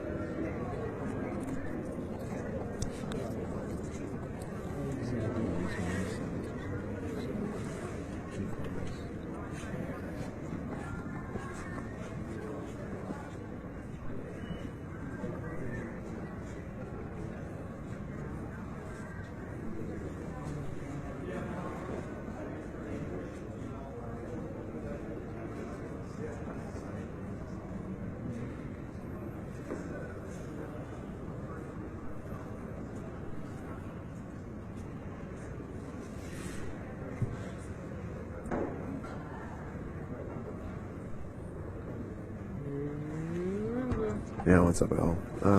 We're just sitting here waiting. There's a conference going on between the two of the water protectors and some sort of official from Wells Fargo. We don't know what their name is. We heard it was Wells Fargo, a government official or government relations person. Specifically, I think they're talking about trying to organize or get Wells Fargo to reach out to the Standing Rock Sioux tribe to set up a meeting to talk about their investments in the Dakota Access Pipeline. So right now we're waiting for that, and it sounds like the police are waiting for that to also happen, and afterwards it sounds like they plan to issue a dispersal order. Again, we haven't heard anything of that yet, but there's now at least murmurings that the police are thinking about doing it. The police, there's a lot less of them now in the building. I don't know if they were spread out more, but there was clumps of them earlier, and now there seems to be less. Just looking for whoever's upstairs. No.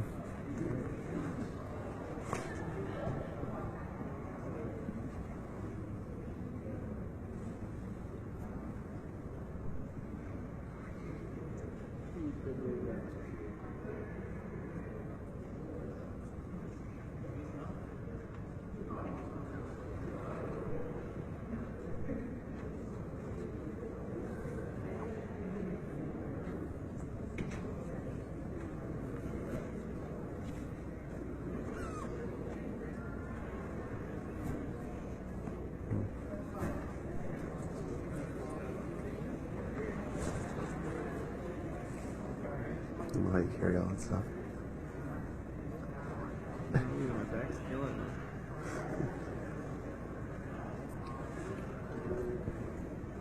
Yeah, I apologize if you're asking any questions. I can't see the chat right now.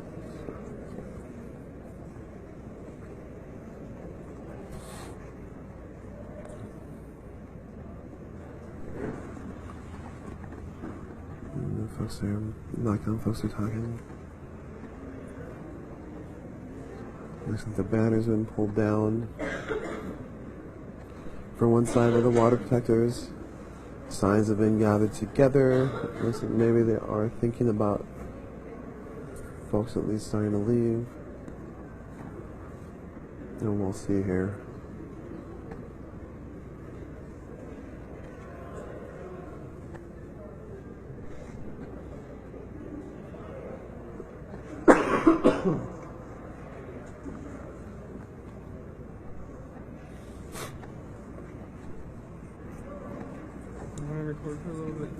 Sure. Oh my gosh. You want to keep holding this? Or? Do you want it? You can give it to me too.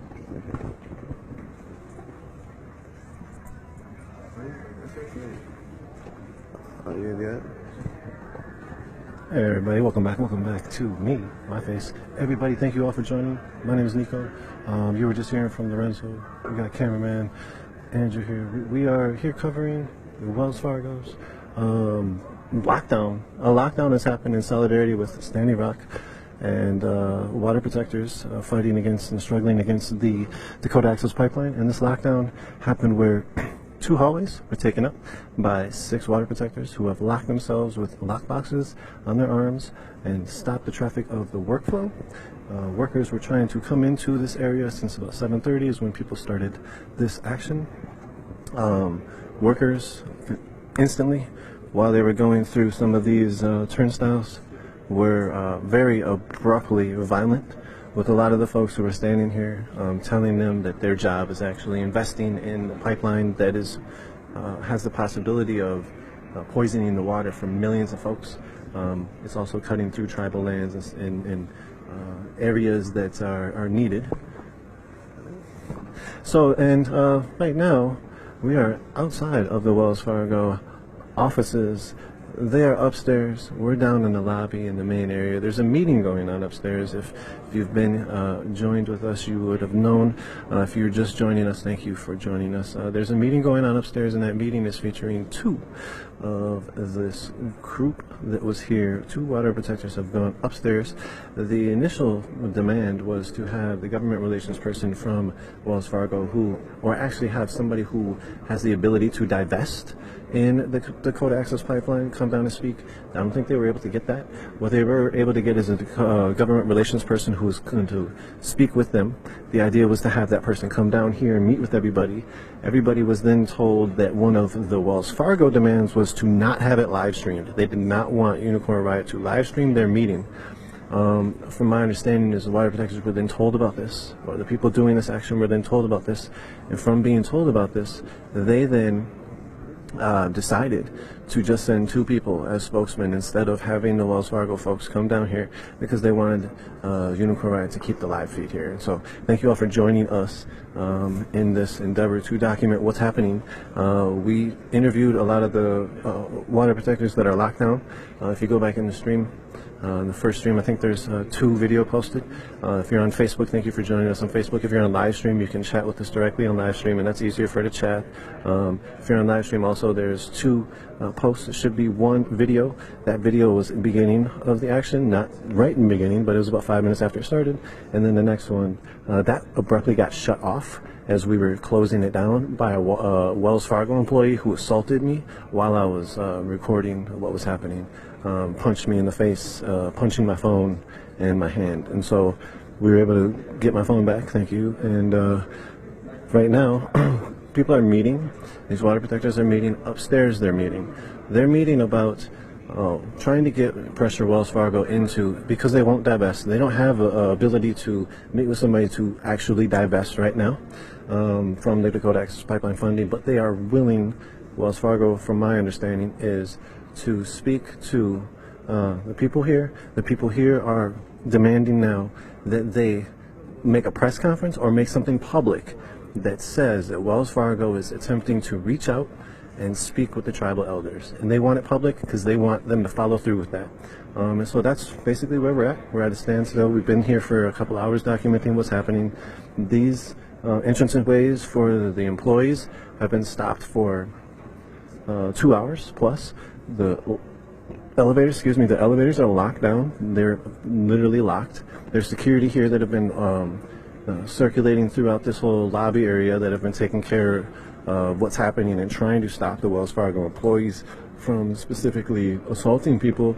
We saw earlier, on that G through J hallway, we saw earlier, literally somebody, the security officer was, I don't see him right now, but the security officer was literally like telling other employees, you need to go this other way, you need to go this other way, because they were ushering people, all the employees back over to this door. During that process, of huge employee. I'm talking about like taller than me. I'm 6'4". He's like 6'6", 6'7", something like that. Came to the front and said, "Oh, I'm going." And the security officer said, "I want to see this." Literally. So he just got done telling his other officers or other employees they need to go. They need to move out to the other side. And then when he saw this person who was big in stature, he said, "I want to see this." Literally.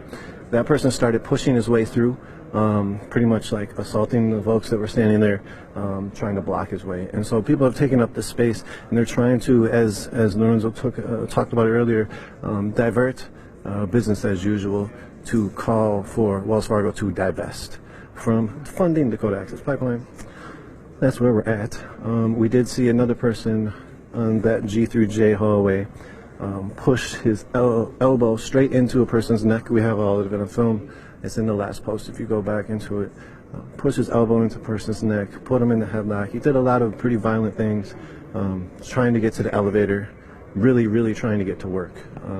It's essentially what the person, "Get out of my way, I'm trying to get to work." And so we heard from one of the water protectors out here said specifically, "Oh, we're getting called over right now."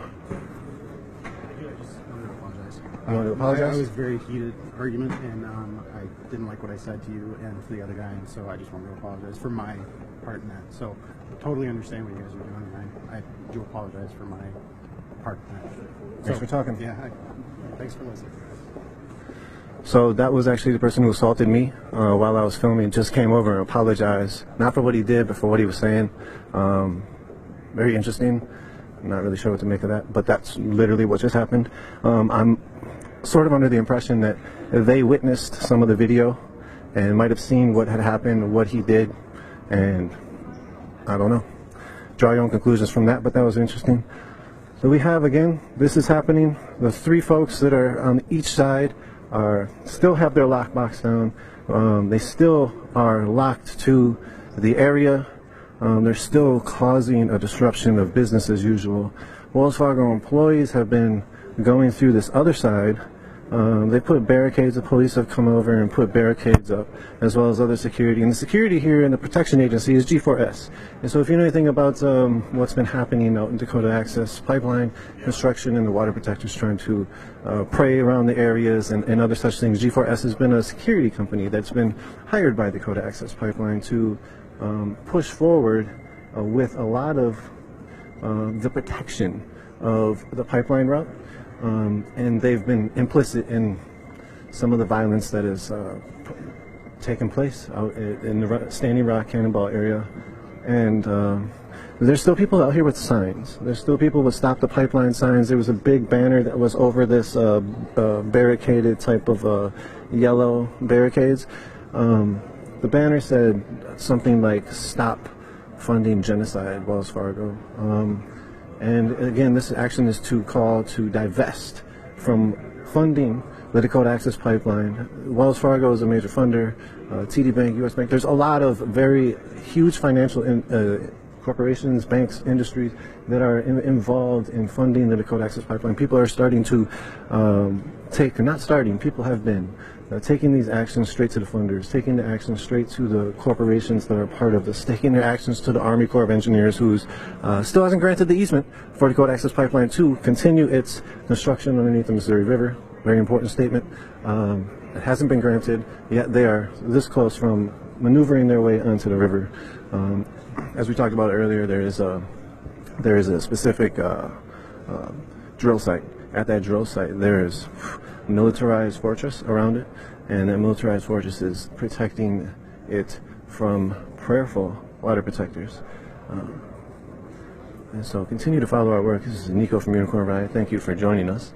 UnicornRide.ninja is our website. Go check it out. Go to support our work if you can. We are all volunteer. All the work that you see that us do, we don't get paid for it. None of the members get paid for all the work, all the NoDAPL work. Lorenzo staying out and, very documenting. Our other squad, very documenting what's happening. There's Chris out there documenting. Oh my goodness, we are volunteering our time, and so thank you all so much, because we wouldn't be able to do this if it weren't for you all. You all are giving us the sustaining support to allow us to continue to document these realities from from the front lines of what the situation is, social and environmental struggles, and you all are allowing us to do that. So thank you all. We really appreciate it.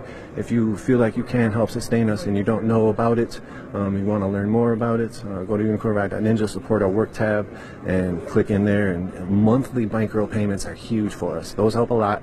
They help us balance our budget and understand what we have next for platform use, equipment use. And if we are able to get $2 a month, that helps. From one person, it's 12 months, that's $24 a year. That's not too much, and it allows us to continue to budget our stuff. So thank you so much.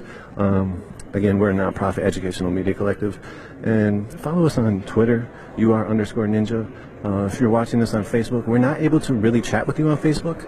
If you do have the ability and want to, you can go to livestream.com/unicornriot, follow this action on there, and then you are able to chat with us a little easier. You can ask direct questions, you can drop them in the chat, and we can try to follow up.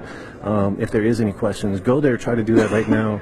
We'll be continuously trying to check that out and monitor what's happening. It's really hard to monitor the Facebook chat, as we're not able to do that right now. So, again, thank you all for joining. This is Nico from Unicorn Riot. Right now there's people meeting upstairs. The government relations head, I believe, is speaking with 2 water protectors that have come in the solidarity action, in solidarity with Standing Rock, that have come to Wells Fargo's corporate office in downtown Minneapolis to ask Wells Fargo to divest from funding the Dakota Access Pipeline. That meeting's going on upstairs. There's people downstairs milling about. There's people downstairs that are continuing the action. And essentially, when the meeting is over, there will be 2 people coming down that were meeting with the Wells Fargo employee that will be coming down and doing a report back. And so go through, check that out. Well, stay here and check that out. Excuse me, not go through. If you do want to go through something, go through our website, unicornride.ninja. Go through the stream. You can go backwards. Go to the beginning of the last stream. You'll see what was happening to transpire where we are now. It started about 7:35. We're in downtown Minneapolis. We're a few blocks away from the new U.S. Bank Stadium. And so, yeah, that's where we are. Again, this is specifically non-natives, is what I was told. Non-natives ally action. And somebody also said this is an accomplice action, not an ally action. And so those are some of the things I heard. Again, these are non-native folks that have taken it upon, taken the action to do non-violent civil disobedience inside a Wells Fargo corporate office. And they're trying to push Wells Fargo, they're trying to push the public, they're trying to push the press, they're trying to push other people to understand the importance of who is funding these operations, or these functions, these pipelines, these things that people say are going to bring atrocities. And so they're trying to bring attention to that. And from these actions, that's how they're galvanizing attention around the issue and around the situation. And here's the water protectors who have met with the folks upstairs. They're actually here coming down. And so they're going to do a report back probably in a moment. We're going to give a report back to the group here. They're going to give a report back to the group right now.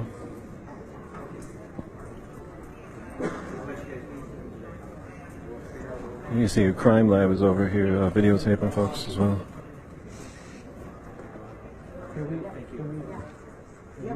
Yeah, I mean, there's no reason not to be. How do I say all of this?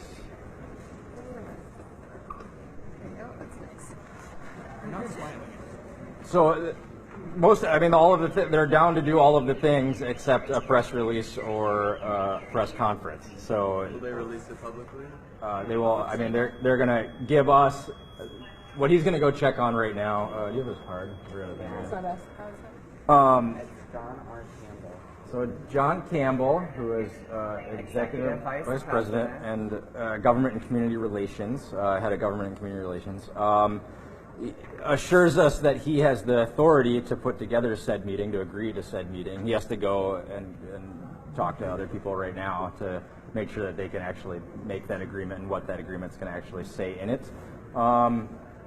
He did agree that the group that would meet with him would be up to the tribal elders out in North Dakota to decide who gets to meet with them. They don't need to meet with a specific people. It can be up to them to decide. They will also they will also, the people that will be at that meeting, like himself, he assures us as one of the decision makers in this process. There might be somebody from other divisions there that also confer on these decisions to make these, investments or pull these investments, things like that. And that, he is basically saying that, by giving us this document, this thing in writing, that they will have this meeting before January 1st, which is the deadline of the pipeline to be built. So that the meeting would definitely be before January 1st. Obviously, the details still need to be arranged because they're not arranged to present to him. Basically agreeing that he will give us this document, and then that document, because he's giving it to us as sort of a head here, that is binding in its own way. So we could release that ourselves. yeah, I mean, he's giving us the document. We can do with it what we want. Is he giving us that now? He's going to confer or whatever it is he needs to do to be able to make that decision. And it does sound like he's very willing to do that. I think that I will just state for him that the request for us is that, or the request from him to us is that they don't, they're not wanting to quote fan the flames of negative media on them.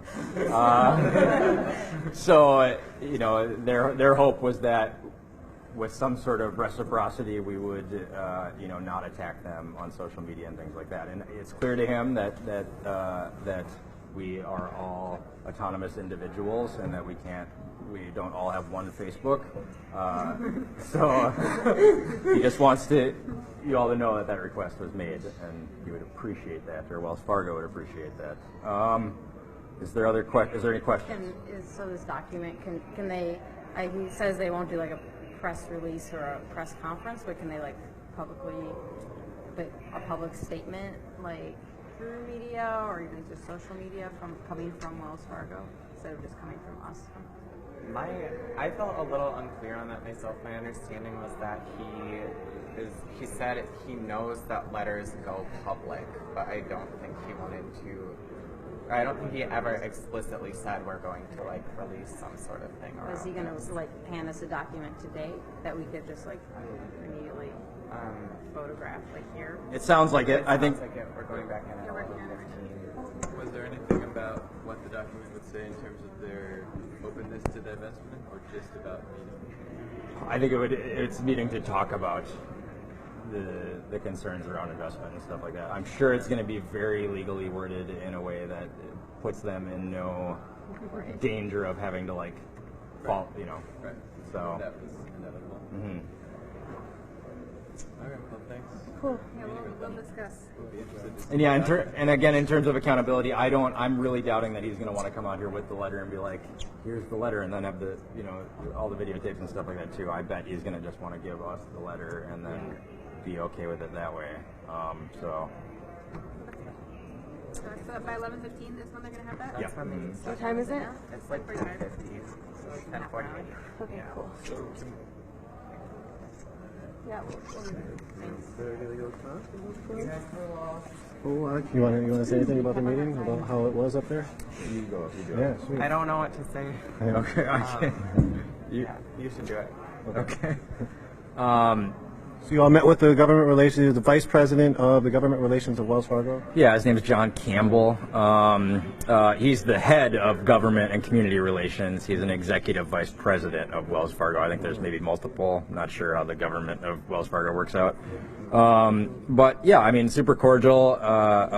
It seemed like very willing to consider this. Didn't really, other than saying that, they didn't want to do something public, like be in front of the camera or do a press release. It seemed like he was pretty willing to meet with what we were asking for. Yeah, obviously we would want this to be more public. We would love for there to be a press release and things like that. But, hopefully this is a step forward. They also seemed very willing to word the letter in a way to allow, tribal elders to decide how many people and who and whatever is appropriate for the meeting. So from my understanding, it's sort of feeling like you all had a good conversation with this person who seemed to be willing to enact this meeting and push forward. Is that true? I mean, I guess at the moment, I'm still waiting to see what actually happens, but I think that it seems like there is a lot of potential for a good and open conversation that could potentially lead to divestment. Okay. And then you all are going back at 11:15 to meet, and they're conferring right now to see if they're going to make that statement. Is okay? All right. And so hopefully, what do you hope out of the statement from 11:15? What do you hope from that meeting happens? I mean, I guess I hope that the letter is written. I don't. You're hoping to walk out with a document. Yeah. I mean, I would hope to walk out with a document. I would hope that it says all of the things that we expect it to say. I think I do expect it to just be full of like really confusing legal language that's probably not going to like in any way throw themselves in a like compromised position or whatever. But yeah, I think Anything else you'd like to say about the feelings of the meeting? Not really. Thank you though. Yeah, thank you. Appreciate it. And so you heard it. The two folks who went upstairs to meet with the government relations people have come back down. There's still police milling all around here, milling about. There's firefighters here who are probably come to deal with the lockboxes. Right now, police are actually like.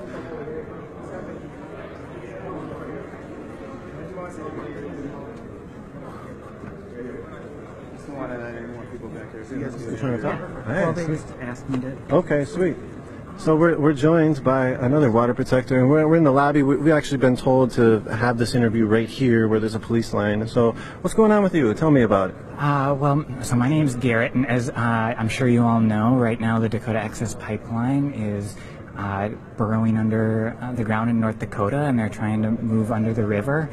And gonna have already desecrated many indigenous sites, and are likely, if this pipeline is completed, gonna pollute the water just upstream from the Standing Rock Reservation, which is obviously the indigenous people of this country have experienced a lot of genocidal action against them, and so this is just a continuation of that.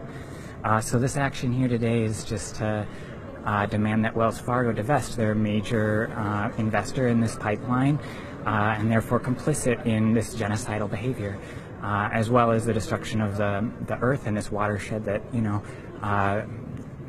is where many Americans get their drinking water from. And so we're at a turning point here in this country where we have to decide if we want to continue to live this fossil fuel lifestyle, or if we want to have clean water to drink. And these people here are saying they want to have clean water, and that's the choice that they're making.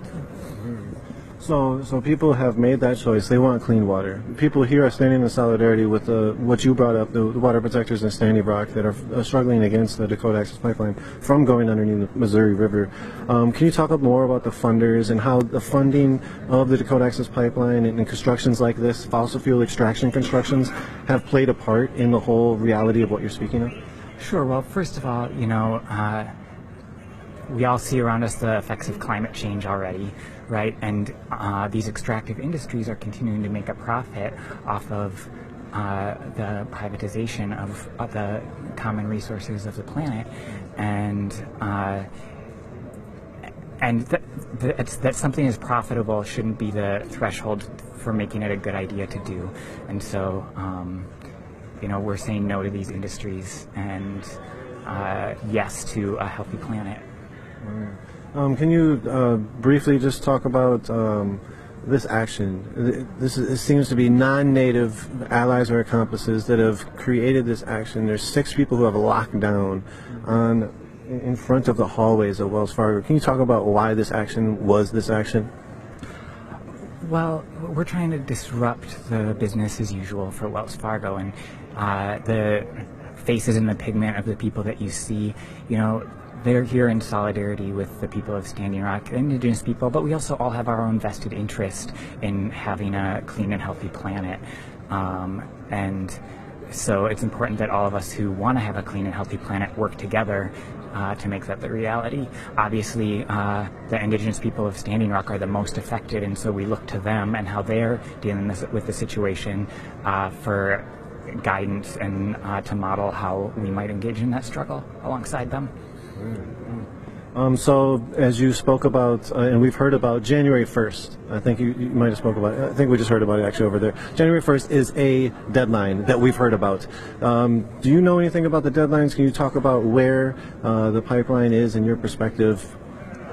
I don't know a ton about the deadlines. I know that there's different things in different contracts, and these contracts are all agreements between big capitalist enterprises, and they have the power to reshape their own agreements. And obviously, the Army Corps of Engineers and the U.S. government has been complicit, and the state of North Dakota has been complicit in all of this corporate extraction activity. So we'll see what happens. There is a supposed deadline, and that the pipeline company is trying aggressively to get the pipeline built before January 1st.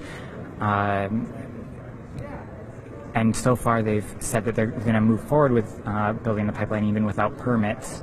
And the law enforcement of North Dakota and of the federal government has chosen to stand with them in their illegal drilling over the sovereign indigenous people of Standing Rock, who have said no illegal drilling on our sacred land. So we'll see what happens on January 1st. Anything else you'd like to add? No, thanks. One last question. I'm so sorry. So there is people that are watching that possibly are in the casino or possibly standing around somewhere in Cannonball or Standing Rock. Is there any message that people like here, or maybe you yourself, would like to send to them?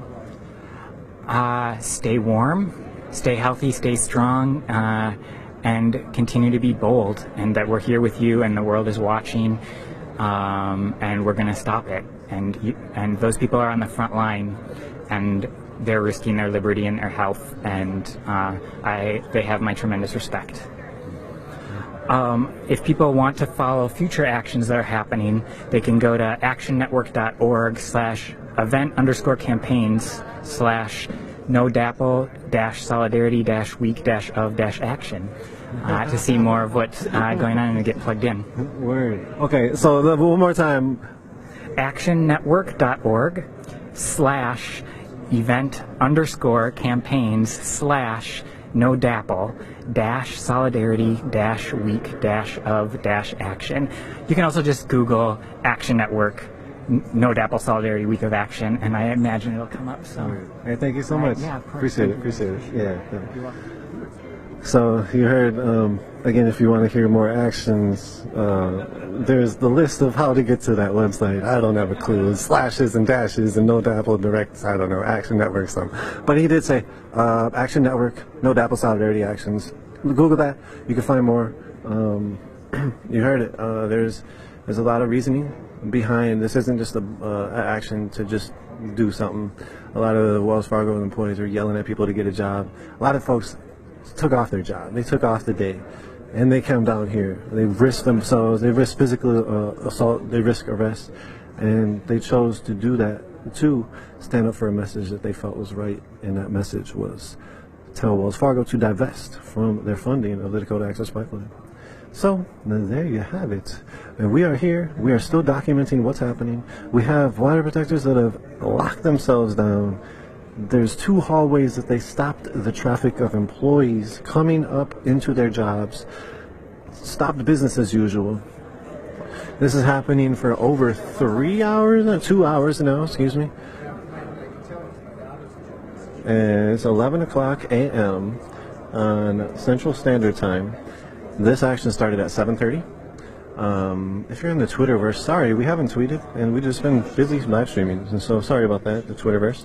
Facebook, thank you for joining us. We can't really comment or chat with you if you're writing chats for us and questions for us, but what we can do is check the live stream chat. So if you are also have the ability and you're on your phone, go to live stream app, pull up live stream app, go to Unicorn Riot, or if you're at your computer, pull up another tab, livestream.com/unicorn riot and watch what's happening, and you can chat specifically with us.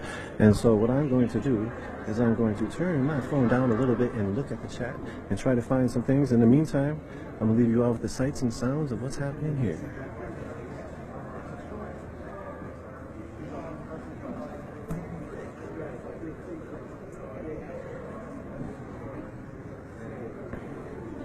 All right, Jeffrey, thank you for putting that link in. That was very nice of you. Thank you all for tuning in and chatting with us. I'm reading the livestream.com/unicorn riot chat right now. Ping, thank you for joining. Bob, Lou, and Min Granny. And Min Granny, yes, a little bit earlier, if you go back in the stream, maybe an hour now, you'll see Lorenzo, beautiful self, talking about veterans. And the veterans are actually going out there. Yes, there is a push to make that happen. There's a question, what can a federal agency such as the FBI, EPA, FDA do to prevent North Dakota from allowing DAPL to do it? Do it meaning continue to drill. It seems to be that nothing right now. It seems that the easements aren't granted. The Army Corps has not granted the easement for Dakota Access Pipeline to continue to drill underneath the Missouri River. And from that reality, Dakota Access Pipeline is talking about they'll get fined and they'll pay the fine. That's it. And also the FBI was involved after the water protector's arm was exploded by police munitions. They did show up at the hospital and confiscate clothing, from my understanding, and other things. So that was kind of like when the FBI sort of first showed up. There has been sightings of the DHS, Department of Homeland Security, the Secret Service in the area, and also now the FBI, who, from my understanding, was going around the camp trying to get interviews with people, handing out cards.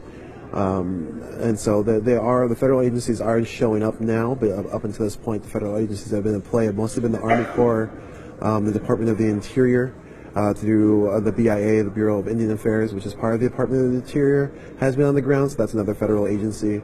But as the press conferences for the Morton County Sheriff has said over and over again, like the feds have been pretty hands off, staying away as this all played out. Much to, I think, all sides disdain, although all sides want different things from the federal government. Water protectors want them to stop the pipeline, and Morton County Sheriff, Morton County, North Dakota, want them to send federal troops or federal officers, I'm not sure exactly the language, to help them remove all the water protectors. And they've asked that over and over again, and also for a decision to be made on the final crossing of the Missouri River from the Army Corps. And as you know, the water protectors don't want the pipeline, don't want that decision to be made in favor of the pipeline, want to be made in favor of themselves and their water and for defending their water. And yeah, so it's a lot of different agencies are involved at play, but their visibility has been definitely very muted and not sort of at the forefront. And the people who have been at the forefront have been North Dakota authorities mostly, and the water protectors themselves who are putting themselves in harm's way, really, to kind of make their point that this pipeline should not go in. And yeah, so I don't know that fills out. I just want to mention the FBI has been showing up and has been asking some questions. Can adjacent states do anything to prevent DAPL? For example, 415 ILCS Illinois. You want to take this thing from? Oh, this one from it. Let's switch it out because it went back. All right, so I'm going to do it.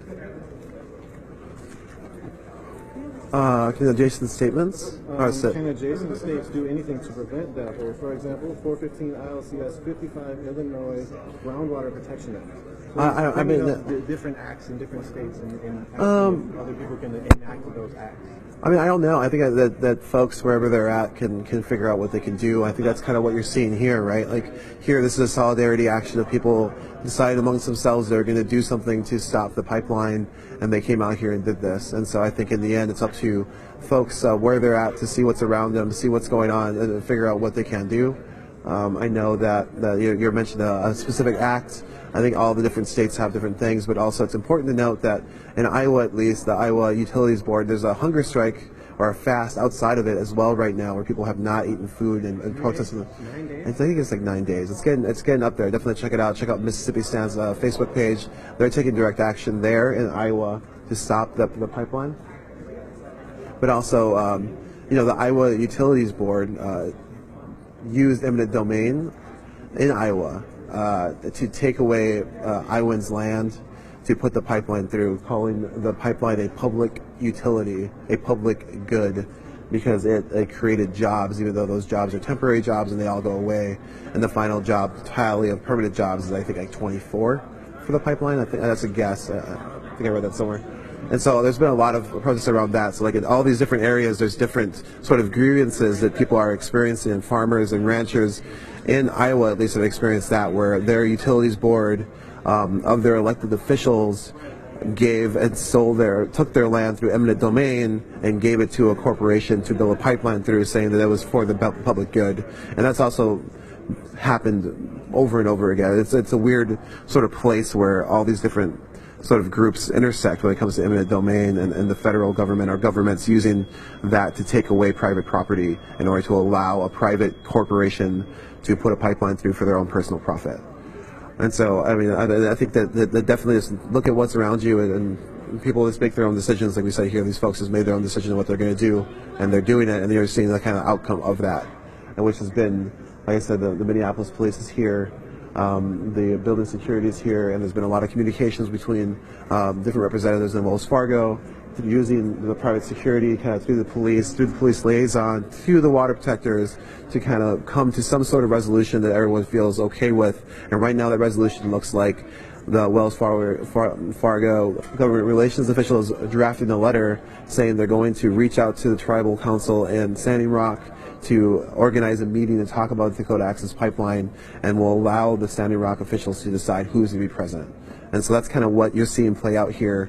This all started about 3 hours ago. It was started with direct action, people putting their bodies in space and taking a hold in that space despite the risk they're taking. And now we're a few hours later, almost at the resolution of receiving this letter, or seeing this letter. And when we see that letter, we will take a picture of it and we'll read it to you all so you know what it says. And then I guess we'll just keep waiting to see. And one of the stipulations that I think demands that were made here was that meeting happen before January 1st. So before the end of the year, there should be a meeting between Wells Fargo officials and Standing Rock officials to talk about the pipeline. So yeah, I think that's where it's at. So any other questions? You just answered one of them, like, why is everybody still here? I thought the meeting was done. No, yeah, right now they're waiting for a letter. Somebody said the protectors in Iowa on hunger strike were arrested yesterday. Oh, okay, so I apologize about that. So they're trying to catch up on the news.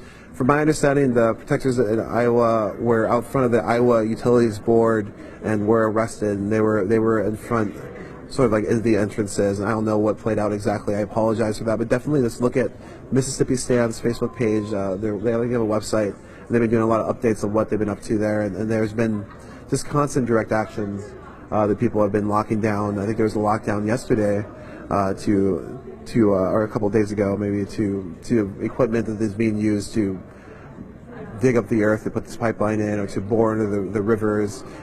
People in Iowa went into the pipe, I think a couple of weeks ago. 3 people were in the pipe, stopping its construction of being pulled through underneath a river. So there's been a lot going on outside of Standing Rock.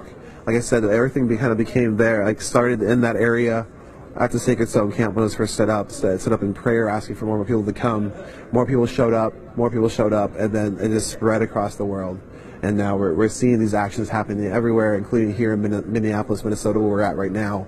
And so we're just bringing this to you so you can see sort of a different view of what people are doing to try to stop this pipeline, and to stand in solidarity with indigenous people in the United States and the world. Again, this experience of land grabs and sort of industrial projects that are threatening lands it's really common for indigenous people. And so we're going to wait and see what happens.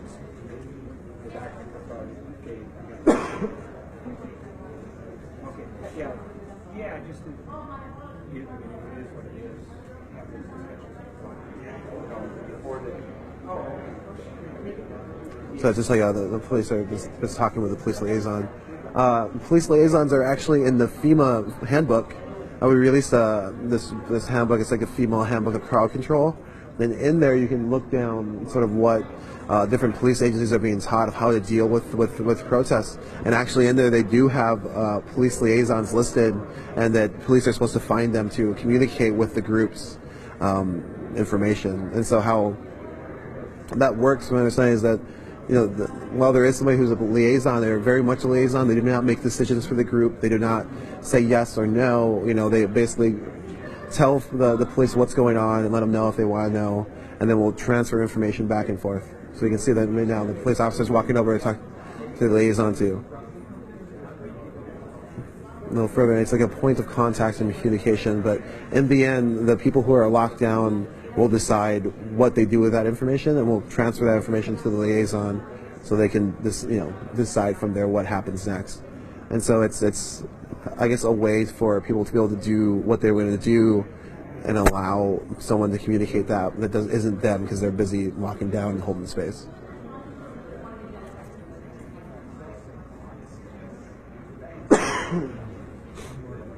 Yeah, it's in the handbook. Yeah, talk about the 7-year protest. Oh yeah. So the handbook's really definitely look through it. If you're somebody who's interested in social movements, somebody who's been involved in a street demo or covering a street demo, and you'll see that there's all these different sort of information points in there.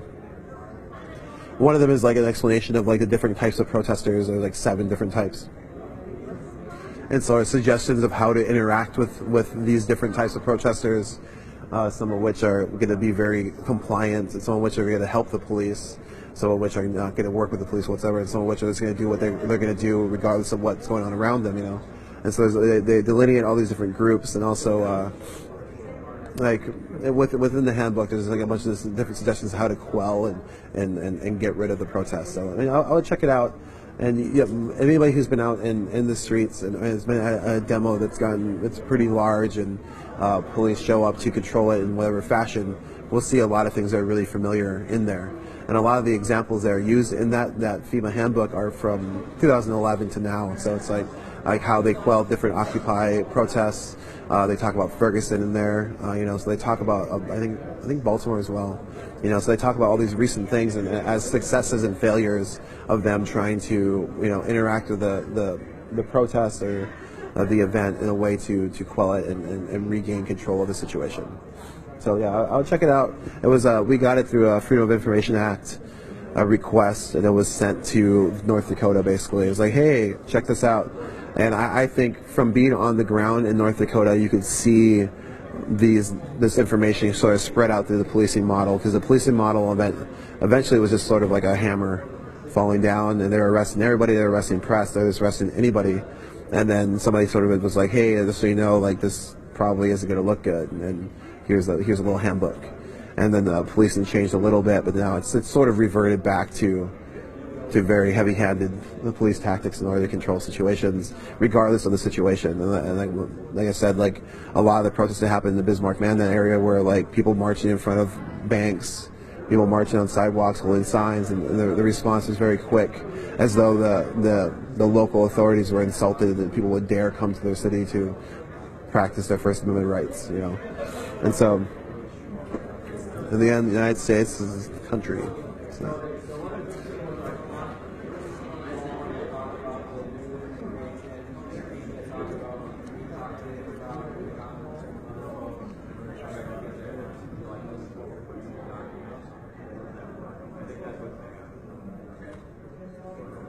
So I think we're going to go back as a group. Even before we did that, what their new thoughts that you all have about said time. All right.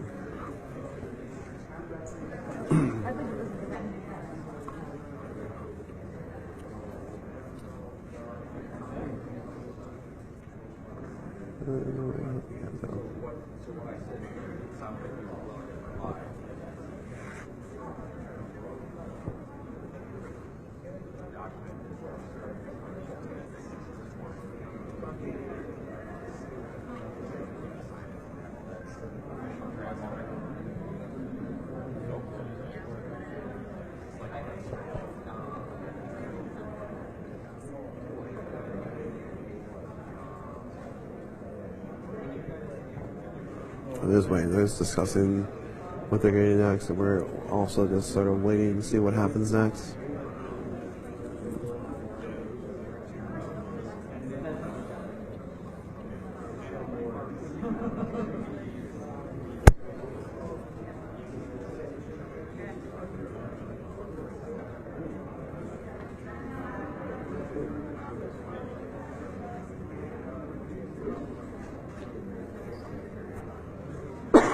What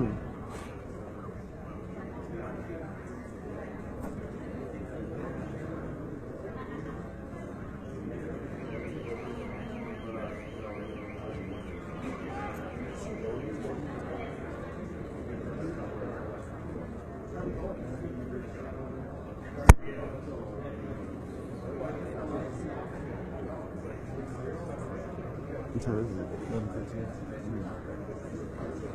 So it's now 11:15. That was the time that they're supposed to be like re-come together to get this letter. So we'll see if that's going to happen now.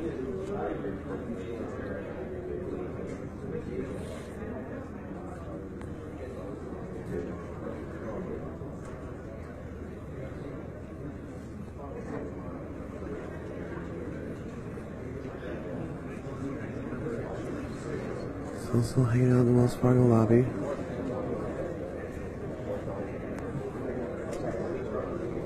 Fire department officials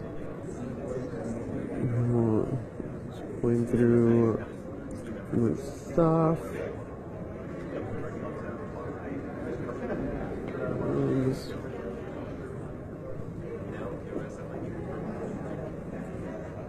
Yeah, this is pretty like calm and standstilly, you know.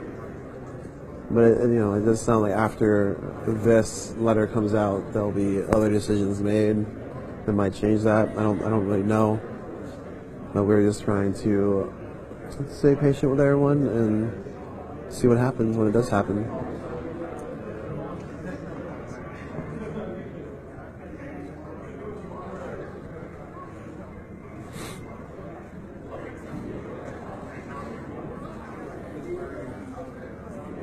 It's this wall. Any other questions? I don't know.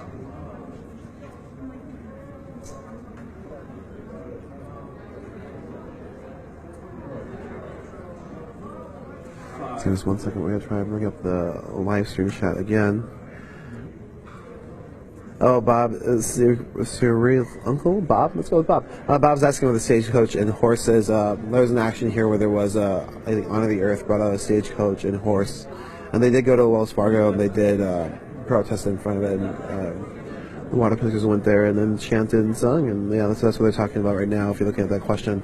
There's no stagecoach and horse this time. That was part of NoDAPL Day of Action. Yeah, NoDAPL. Look at the action. Buffalo stampeded. Yeah, there was the action they're referring to was there was like buffalo puppets stampeding around into Wells Fargo's.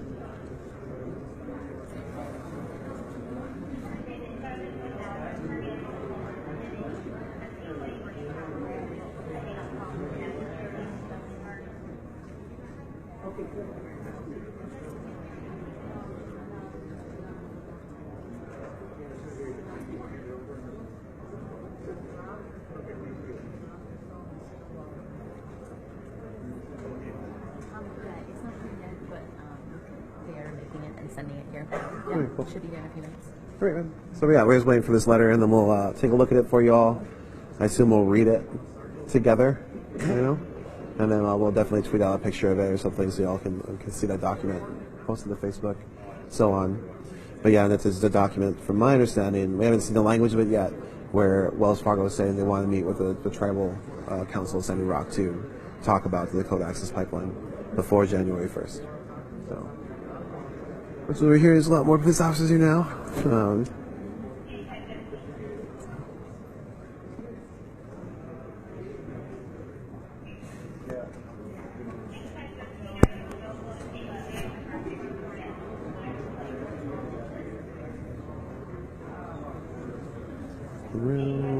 Looking around. I'm waiting.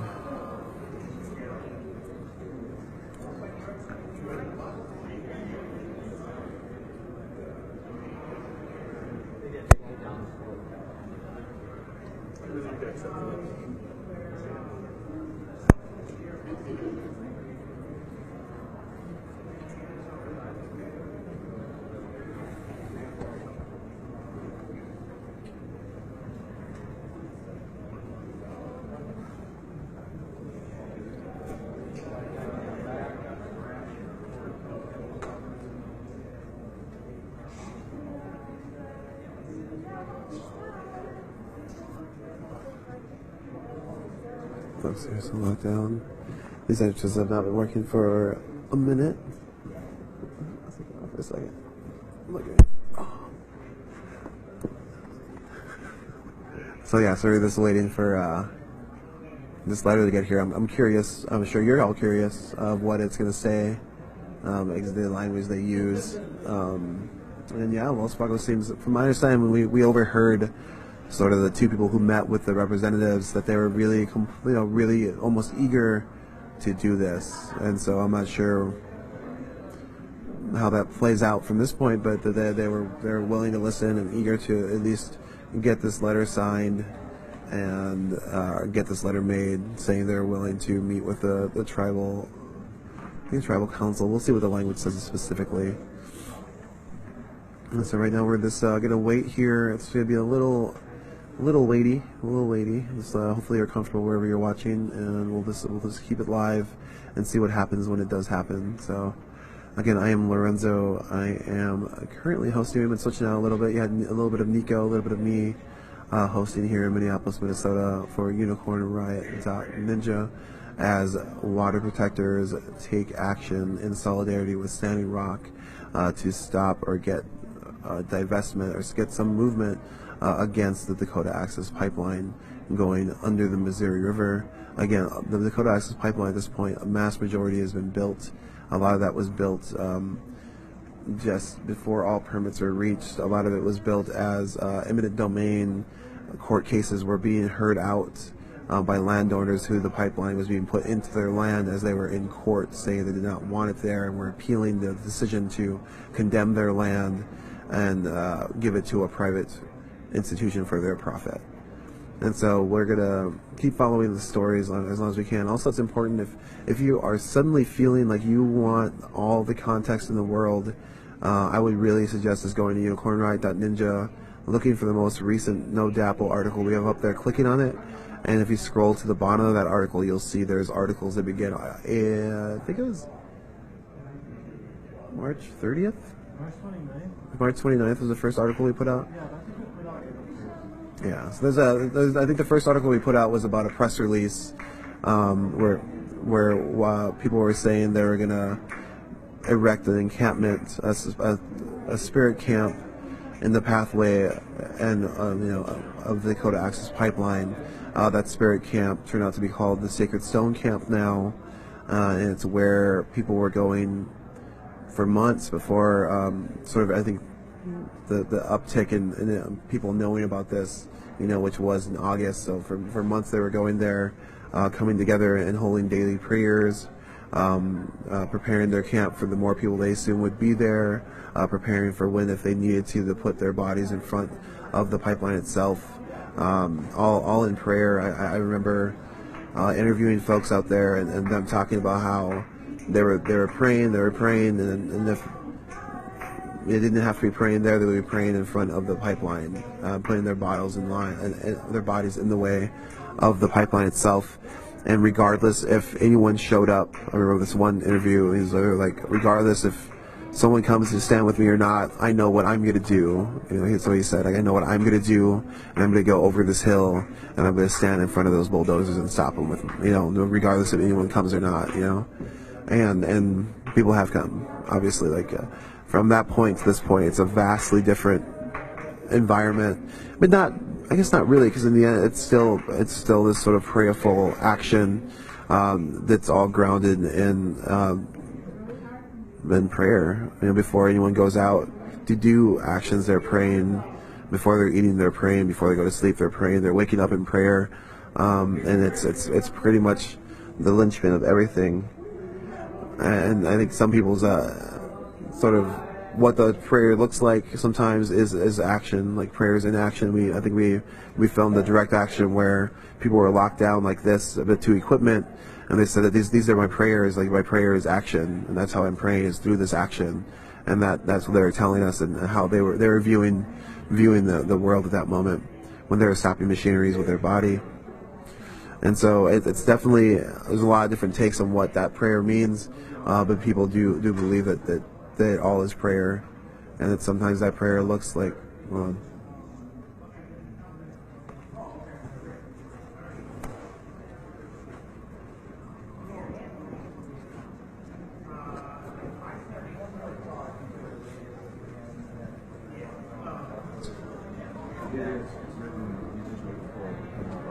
they just called them and said it was them. And we're going to have to show it to them and to make sure that that's I'll come and grab you as soon as it gets. Thank you.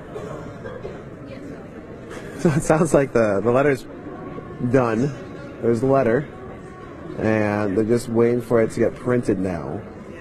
And they're bringing it down, and then that letter is to be shown to these folks, and it sounds like everyone's going to go. Everyone feels like that's what a good resolution to this action is, and so we'll see.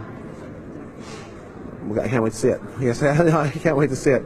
I don't think I've actually been at an action with this much negotiation and communication that's led to a resolution of some sort that isn't the police sort of trying to detach to the people who are locked down. So it's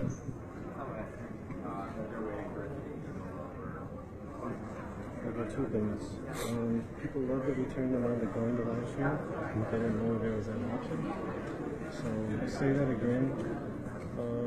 Because oh yeah, like really quick. If you yeah. So like right now, a lot of people are watching this on our Facebook page, but you can also watch it on our live stream page. livestream.com/Unicorn Riot, right? And you can watch it there, and it'll be a little bit different experience. I know the Facebook page has a whole bunch of like hearts and things flying across it. Livestream doesn't do that. It's just gonna be a clean image, and you also are chances to be able to communicate with you a little bit better on that. There's less people, and it's easier to kind of like weed through the comments. So I apologize if you are asking questions on Facebook and we are not getting to them, but just know that we don't have as much access to that feed.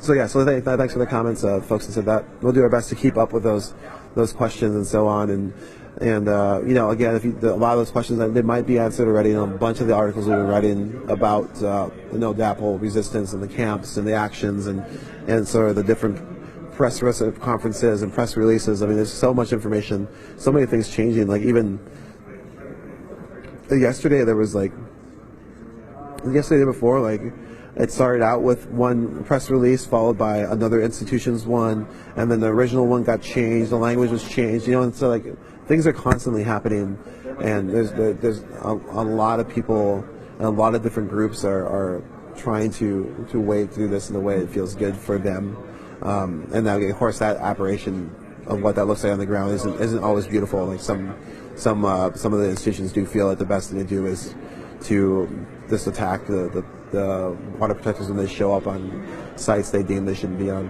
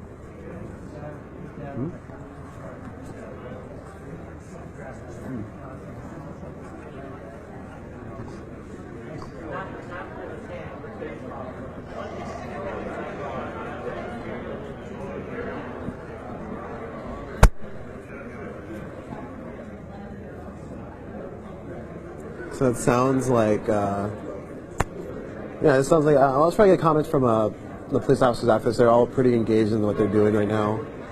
But I am curious what they feel about how this all went down, based on what it seems like it's going to go down, where people are going to be allowed to, after they receive this letter, people are just going to shuffle out and then leave, and that'll be the end of the day. So, or at least the end of this action, and it'll end in receiving a letter saying that the Wells Fargo is going to reach out to the tribal council to try to organize a meeting. And so, yeah. And also, like, you know, it's important to know that while these folks are asking people to, that Wells Fargo divest, there's been a whole bunch of people who have been divesting personally from Wells Fargo. Like, they've stopped banking there, and they continue to not bank there. And maybe that's part of what's causing this sort of resolution, is that pressure. I don't know, but I know that has been going on as well. And so it's really interesting to be here to watch this play out in the fashion that it is playing out, and see that people are able to at least shift or push the direction of the future a little bit in a different direction. You know, like this meeting didn't exist, or this idea of this meeting didn't exist, and now it seems to have to be coming together. So yeah, I didn't know what to expect, but that's what's happening right now.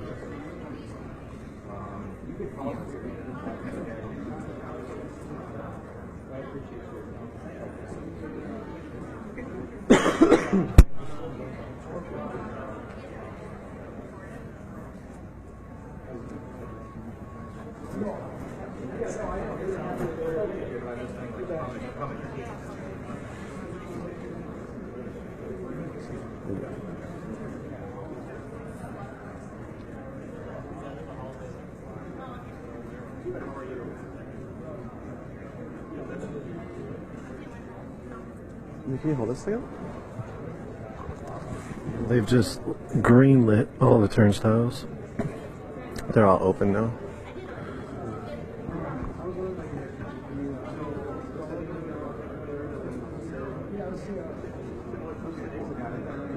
Yeah, no, let's go through the resolution. All right, sounds good. All right, thanks, sir.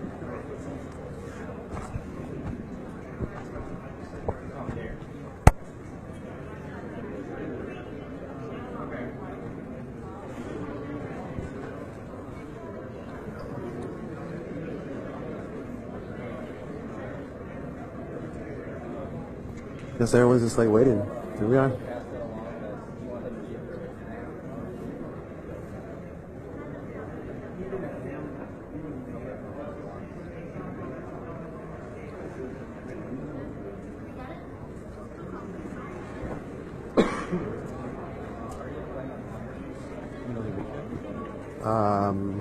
Sure. All right, y'all. This is Lorenzo of Unicorn Riot. We are in a Wells Fargo office building. People have locked down, blocked both entrances. They happened about 3 hours ago. Stopped employees from going to work, demanding that Wells Fargo divest, and had a secondary demand, or I'm not sure the demand was made up, and so I don't know how it came to be, but that Wells Fargo organized a meeting with the Standing Rock Sioux Tribe to talk about the Dakota Access Pipeline before January 1st. And so it looks like that second demand of Wells Fargo meeting with the Standing Rock Sioux Tribe has been agreed upon from what we're getting. And right now we're waiting for a letter to come down from corporate that has that language stating that that's their goal and that they do agree to that. And they're going to give it to the folks here. We're going to hopefully show it to you, and then everyone's going to leave. And so that seems to be what's happening. Again, this is a NoDAPL solidarity action. No Dakota Access Pipeline solidarity action, and we have been here on the ground live now for a few hours. Just sort of like a lot of the time has been spent waiting and watching sort of these different groups communicate through their communication vessels. And so, he's.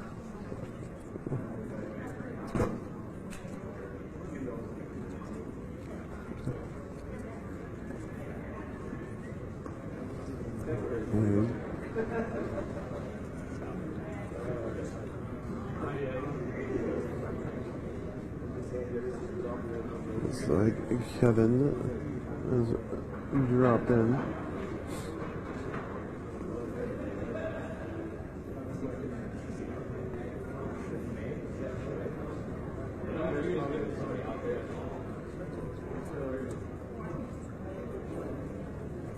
So we're going to wait and see what happens. This is the police liaison communicating with the lockdown crew. And if it's like, if you're curious, again, it's really weird. I mean, there's also a lot of zines out there that explain sort of different roles within action you can probably look at. But also, if you look at the FEMA guide, they actually have all those roles delineated, which I'm sure they probably got from all the zines that are out there. So right now, I'm just kind of like, watching people communicate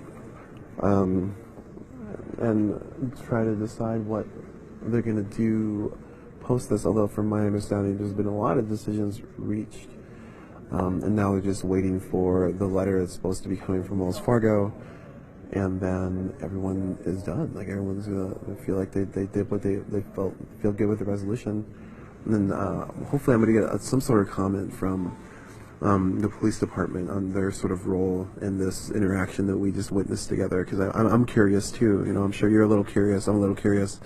You know, we have private security here. We have G4S. There, you can see on their name tags, doing security here.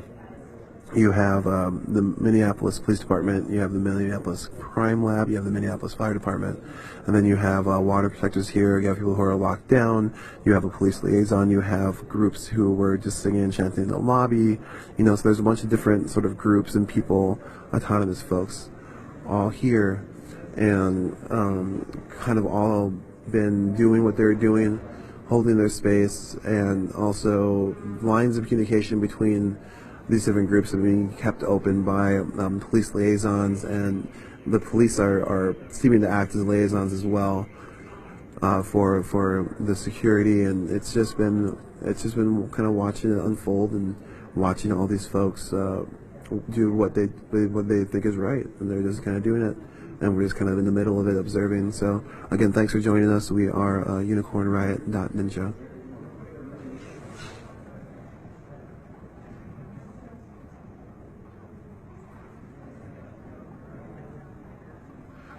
Somebody's asking about why we only got a short video of a women's prayer march that happened of Sacred Stone. I think just in the end, you have to realize we're all volunteer media organization, and a lot of us have been living out there for a long time, and sometimes we're not going to catch even things that are happening.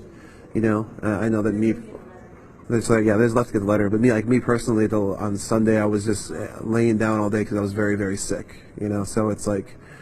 Yeah, just take into account that we don't.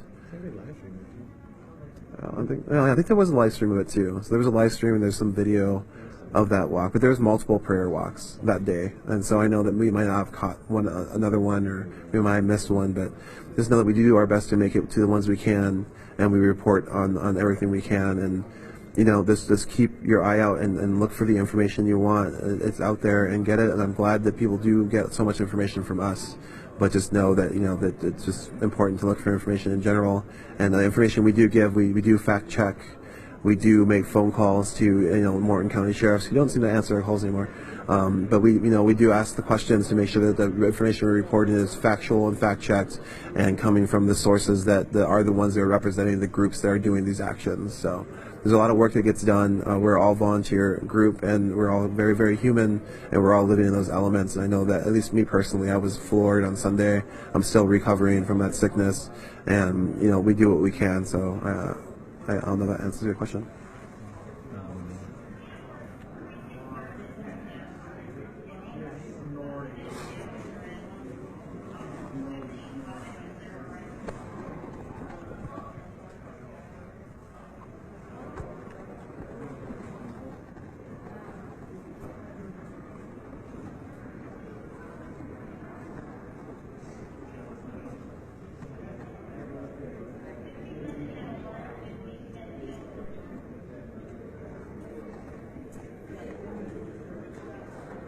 The lockdown crew is just waiting to see what happens. The two people who are communicating with Wells Fargo have gone back into the press conference room, wherever that's at. We weren't allowed in there. They didn't want media in there.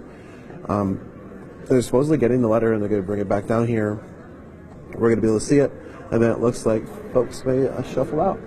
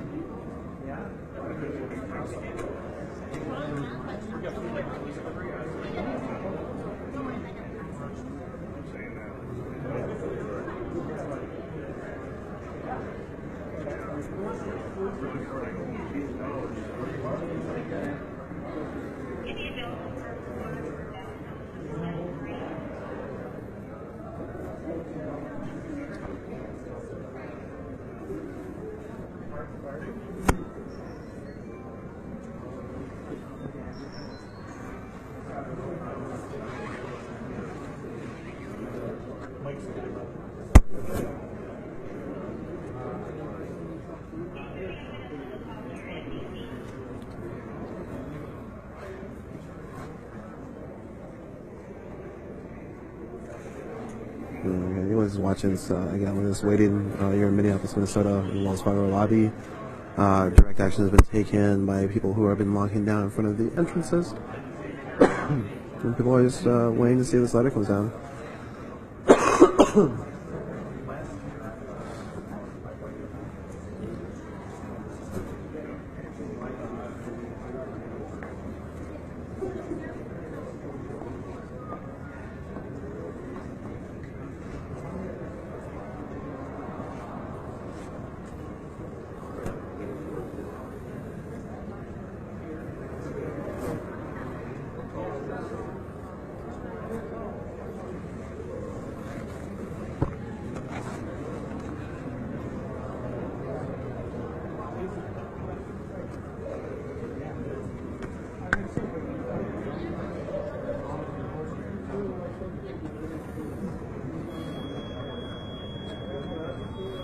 Do you have a cord?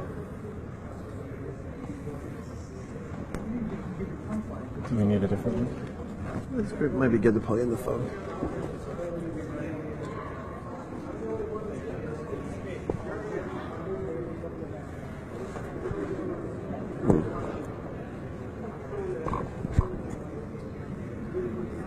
Sick. Do a little tech stuff right now.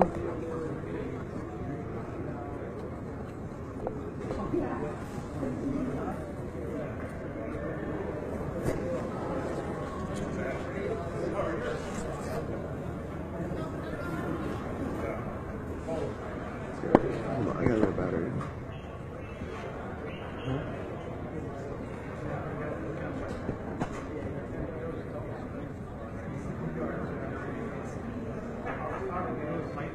1 second, 1 second.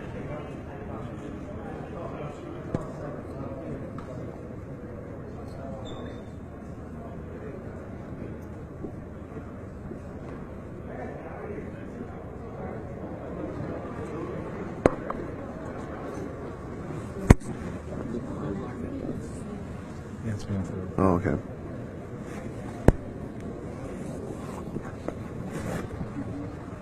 These cards. All right. I'm back on it.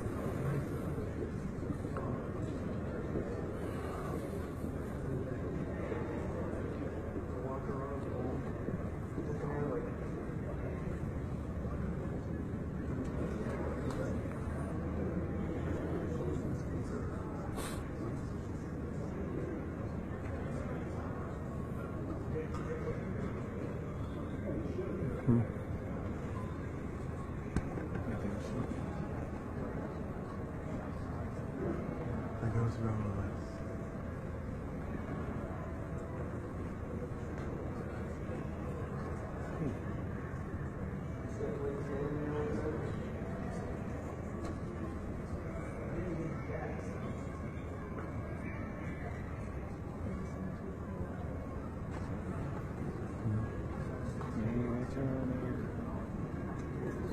So yeah, I don't know if there's any other actions going on anywhere in the United States. St. Cloud. Oh, so in the stream, so there's an action in St. Cloud. And noon, we won't be there. A little far away. That's very true. So? That's very true. We will not be there. No, JC. The answer is no.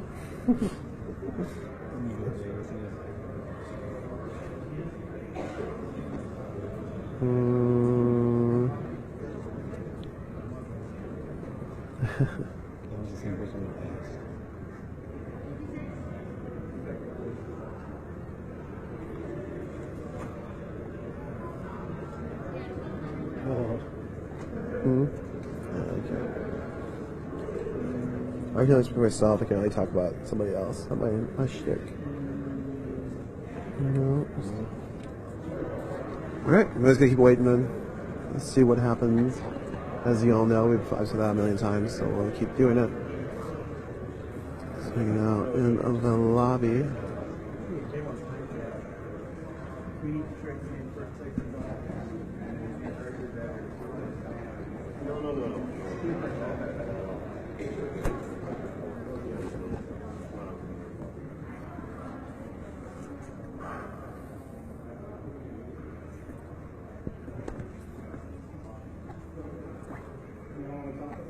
No, let's just wait.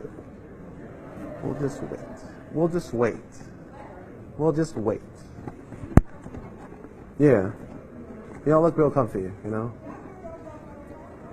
We have gotten the quota, blah, blah, blah. Now, folks are just laying on the ground, just waiting as well for the letter. I'm trying to be comfortable. I'm sure it's not comfortable to be like locked into those things for so long, and you know they're carrying the weight of their arms. And so, yeah, I'm just talking about people carrying weight on their arms. And so, yeah, we're sitting here waiting. You're waiting. I don't know what else to tell you. I don't want to recap the whole thing again. I've done it so many times. But yeah, this is a Wells Fargo lobby. The direct action happened. Resolutions will be coming soon. We'll see how everyone feels from that. I think folks might just go when they get that letter. But we'll wait and see here. The two people went up to talk to Wells Fargo about their letter here in a second. They're supposed to be receiving it. They haven't returned yet, so I'm not sure if that's because there's some language they want added or not added or retracted. I'm not sure. You know, I can guess all day and speculate all day. I'm not gonna. That was it. That was the extent of my speculation. We'll just wait and see what happens.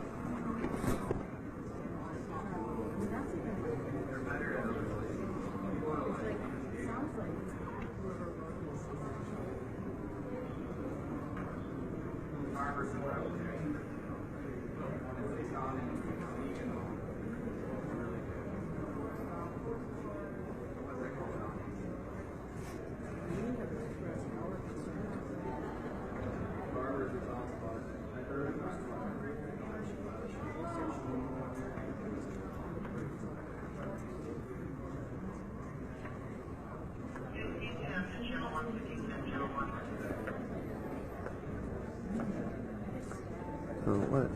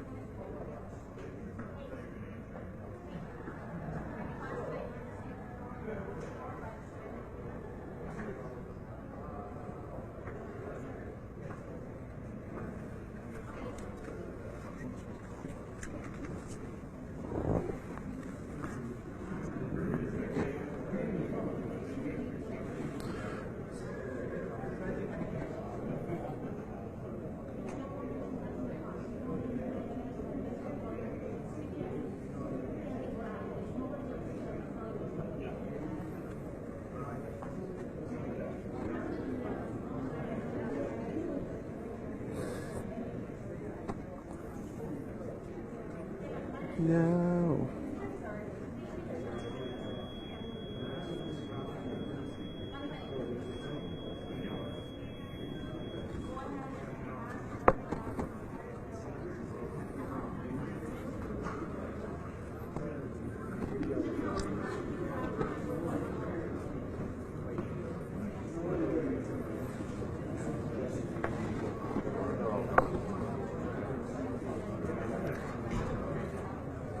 So yeah, I mean, I think we're close to almost 4 hours. This has been going on. I've been live for 3 hours and 34 minutes. So thank you everybody who's joined us. Not sure where you're at, what your comfort level is. I hope it's up there. Thanks for watching UnicornRiot.Ninja and helping witness sort of water protectors take action to defend the Missouri, defend water, and to say no to the Dakota Access Pipeline. And stand in solidarity. So there's I guess, a solidarity action.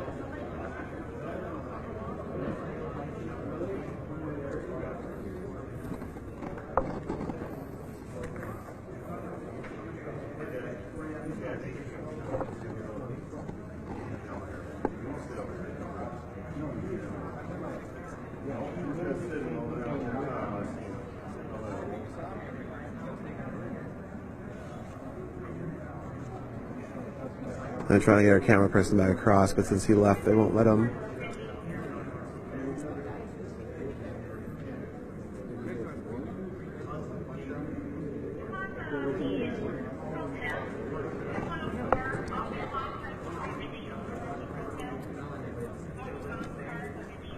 Can we get our camera person back? Well, our camera person went to put money on our meter, and then they're just trying to come back.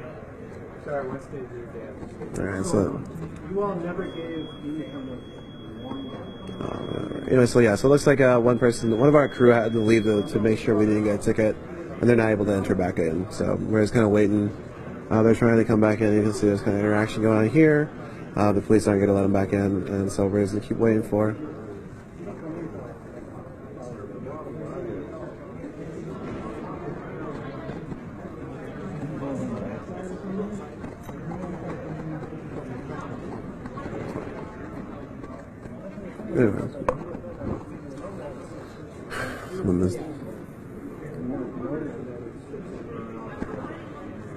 So yeah, they're trying to discuss with the police, but they're...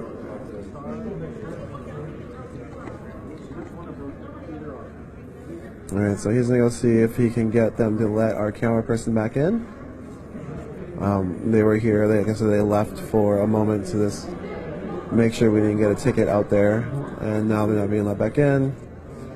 And now I can see the negotiations going on over there. And we'll wait and see if we can get our camera person back in, so that way I'm not doing everything right now. So I'm holding the mic and the camera. These epic negotiations in Wells Fargo lobby.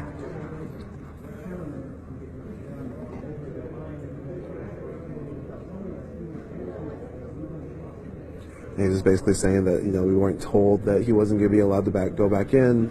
I'm pretty sure we let him know that we're going to leave to go check on the meter, and so now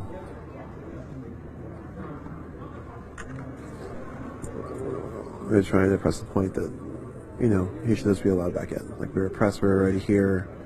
Only reason we left was to just make sure we didn't get a ticket. He only left to go obey the law. But yeah, we'll see what happens.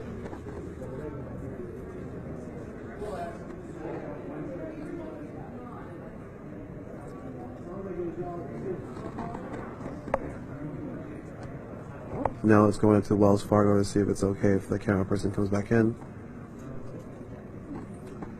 The police is now communicating with Wells Fargo.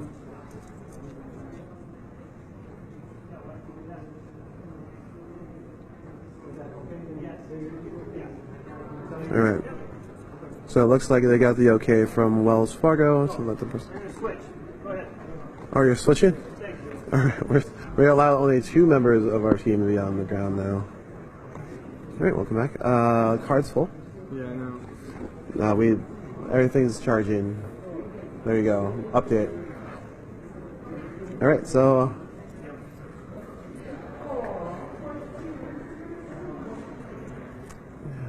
I swear. Alright.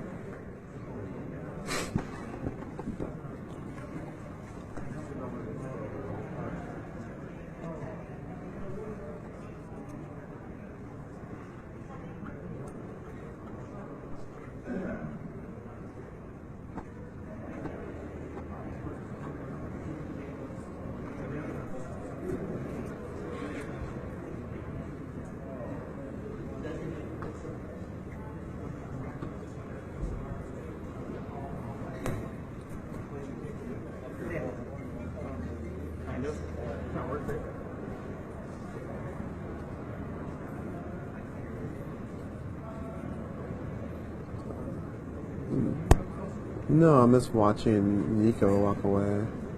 He's being followed by 2 police officers. The 2 cops just walked out after him. That's all. People following each other.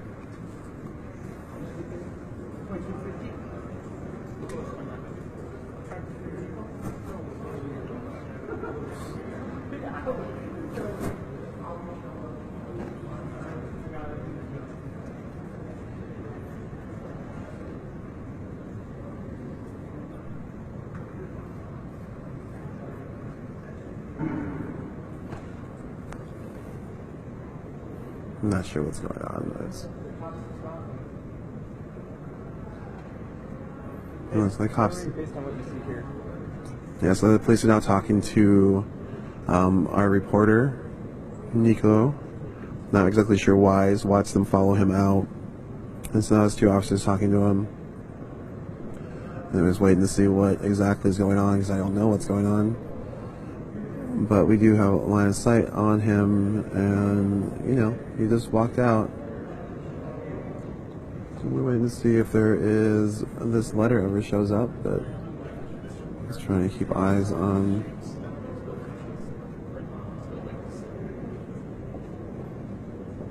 Yeah, I can't tell what they're talking about. We're like watching from pretty far away through a window. You can see the kind of the distance that we're at.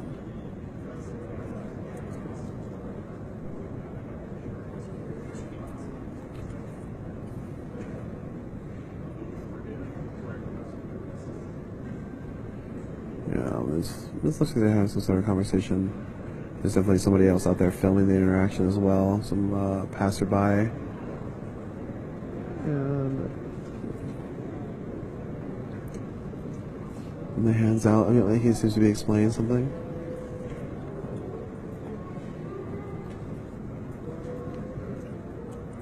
Okay, looks like he's walking away, and the police are walking back. All right. Well, that was what happened there.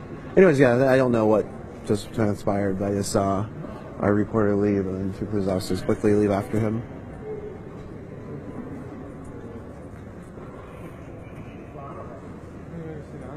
Yeah, we're good to go. Sit down. If you have questions, you can try to drop them in the chat. We'll do our best to answer them. We got a little comfy chair action going on.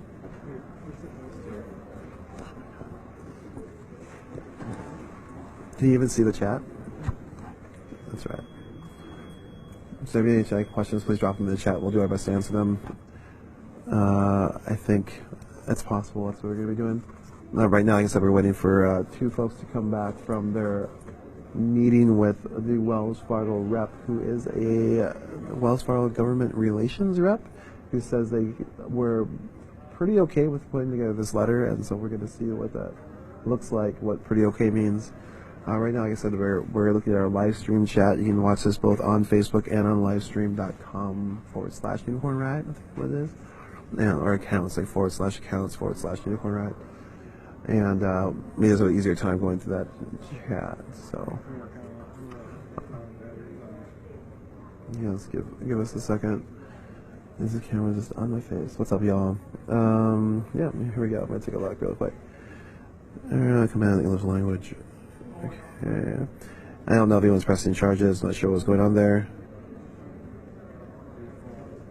Carly, someone's asking the earlier stream, there was an abrupt break. What happened was somebody in the lobby who supposedly works for Wells Fargo ran up and smacked the camera out of his hands. So here comes the letter right now. The letter, we'll tell you what it is here in a second. Can you take a picture of it with your phone too? Yeah. Oh. Can I come over here while you? Yeah, of course. Oh, no. We like the media, they don't. Yeah. Is that the same letter? Yeah, it's the same letter. Step out of it. Yeah, forget the beeps. Do you want to read it or should I? Either way. Okay. December 1st, 2016. We appreciate the dialogue with you this morning. As I shared, we deeply value our relationships with tribal communities and consider these relationships a point of pride for our company. We have been supporting Native American tribes across the country for more than 50 years and are committed to continuing to nurture these relationships long into the future. As a follow-up to our previous discussions with the Standing Rock Sioux tribe, we would be pleased to meet with a select group of tribal elders to discuss their concerns related to Wells Fargo's investment in the Dakota Access Pipeline prior to January 1st, 2017. We look forward to speaking with you or other tribal representatives in the coming days to agree on location, attendees, and agenda for this important engagement.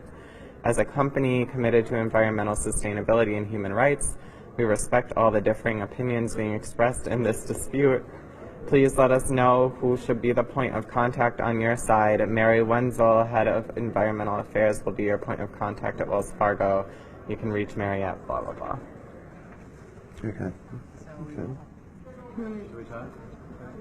And they also, I just double checked with the Wells Fargo people, they have no plans of like sticking the police on you or pressing charges right now. They did say that the police are reviewing footage of today's events and are going to discuss this with the Wells Fargo folks after we're out of here. So, and there was no. Go ahead. Can I take a picture of this? Yes. I would love you to. Okay. You want me to set it on a thing? Yeah, set it flat. Set it on a thing. Can you hold that? Yeah.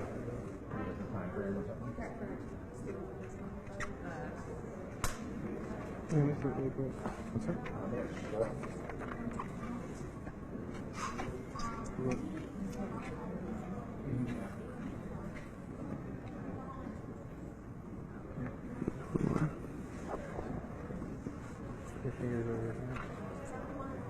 It's hard, right? It's fun. They asked for about like 5 more minutes.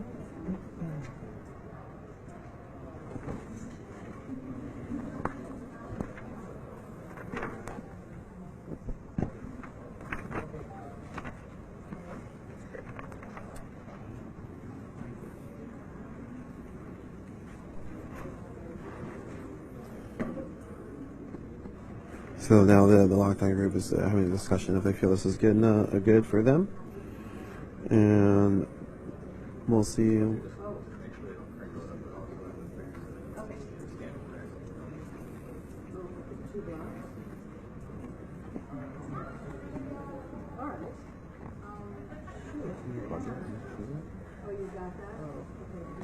Yeah, I can take the rig. I mean, I don't.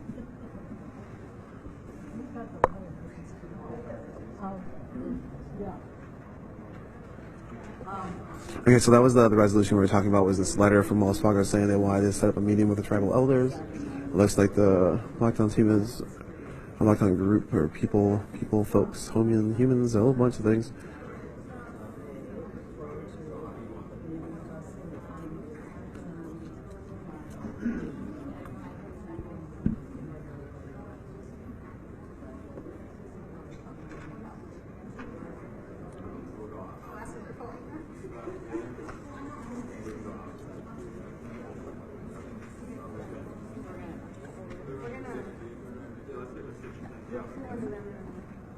Oh, pardon me.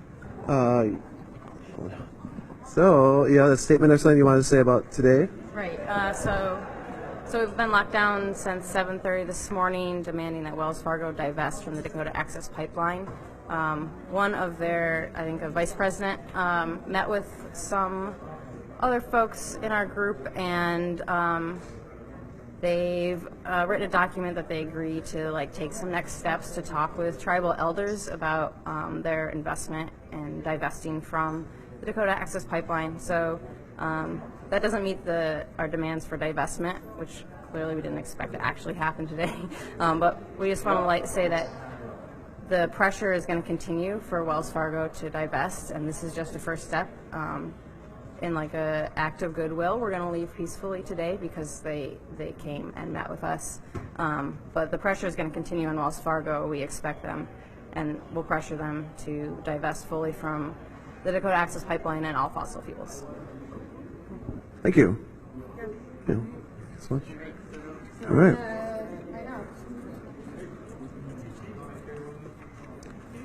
Unlocking now.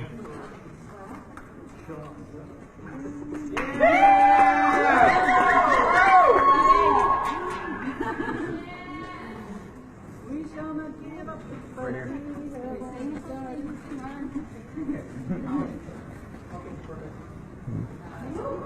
Did you want to make any statement about today? You're good? Okay, I just wanted to make sure. I want to give you the opportunity, so, yeah. All right, so I asked just the police if they wanted to make any statement. They said they were good. I can see everyone's kind of hugging now. This was 4 hours of people kind of holding this space, and they got that letter. We're tweeting that letter right now. If you go back a little bit, you can hear it read, what was in the letter, and basically it was an agreement that Wells Fargo was willing to meet with the tribal elders to talk about the Dakota Access Pipeline further. And now everyone is slowly getting ready to go. I lost. There it is.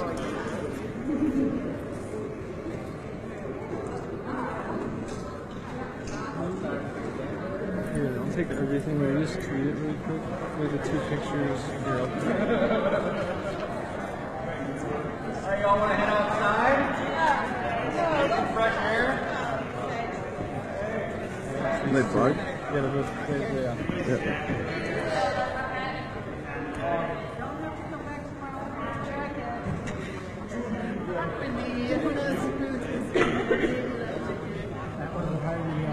Which one? There's something that happened earlier.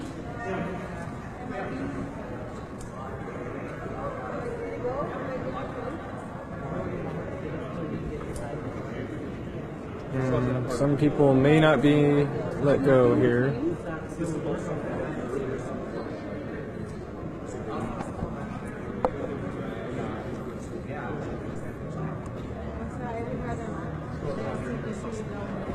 If I'm not being detained, then I'm going to leave. Let's go outside, guys. If they're saying if they're not going to be detained, then they will leave, and so it looks like they're leaving, and they're not being detained. And this guy wants everyone's names and date of birth. And Officer, who is it? sorry, I didn't What? Who is it? They're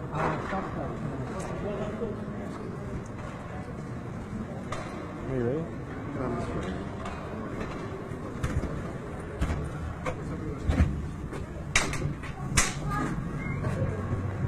Yeah, it looks like it may not be over yet.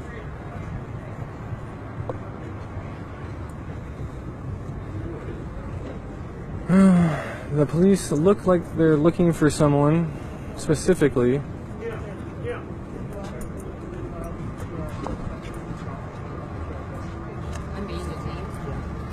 So, Walker? This person's being detained by the police Yeah. for an assault, apparently. You're on video for a disturbance.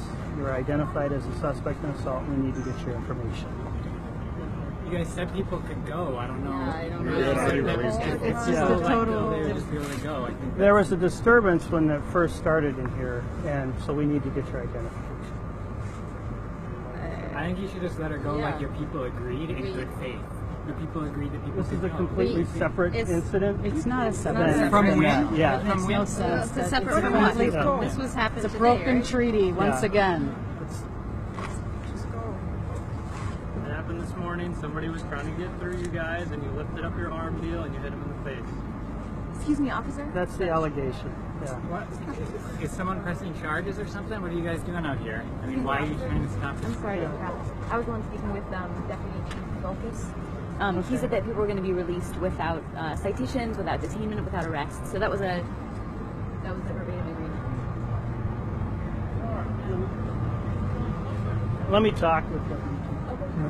Looks like some shit's going on over here with more police.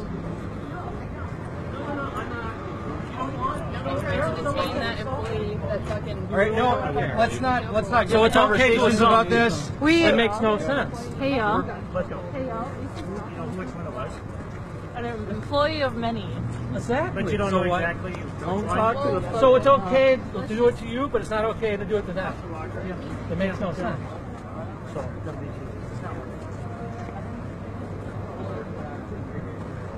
So it looks like the police are not detaining anybody, after all. yeah.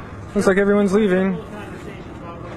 The police said they just want to have a little conversation about what happened earlier. Okay, well, now everyone's leaving Wells Fargo. Oh, here's Lorenzo. All right, so everyone, what's up with you? Well, we're trying to go in groups, but if you guys are... We're good. Yeah? Yeah. Okay. Thanks for the concern. Yeah, people were making sure that we felt safe after that interaction, but again, we're pressed. I don't know why they would approach us.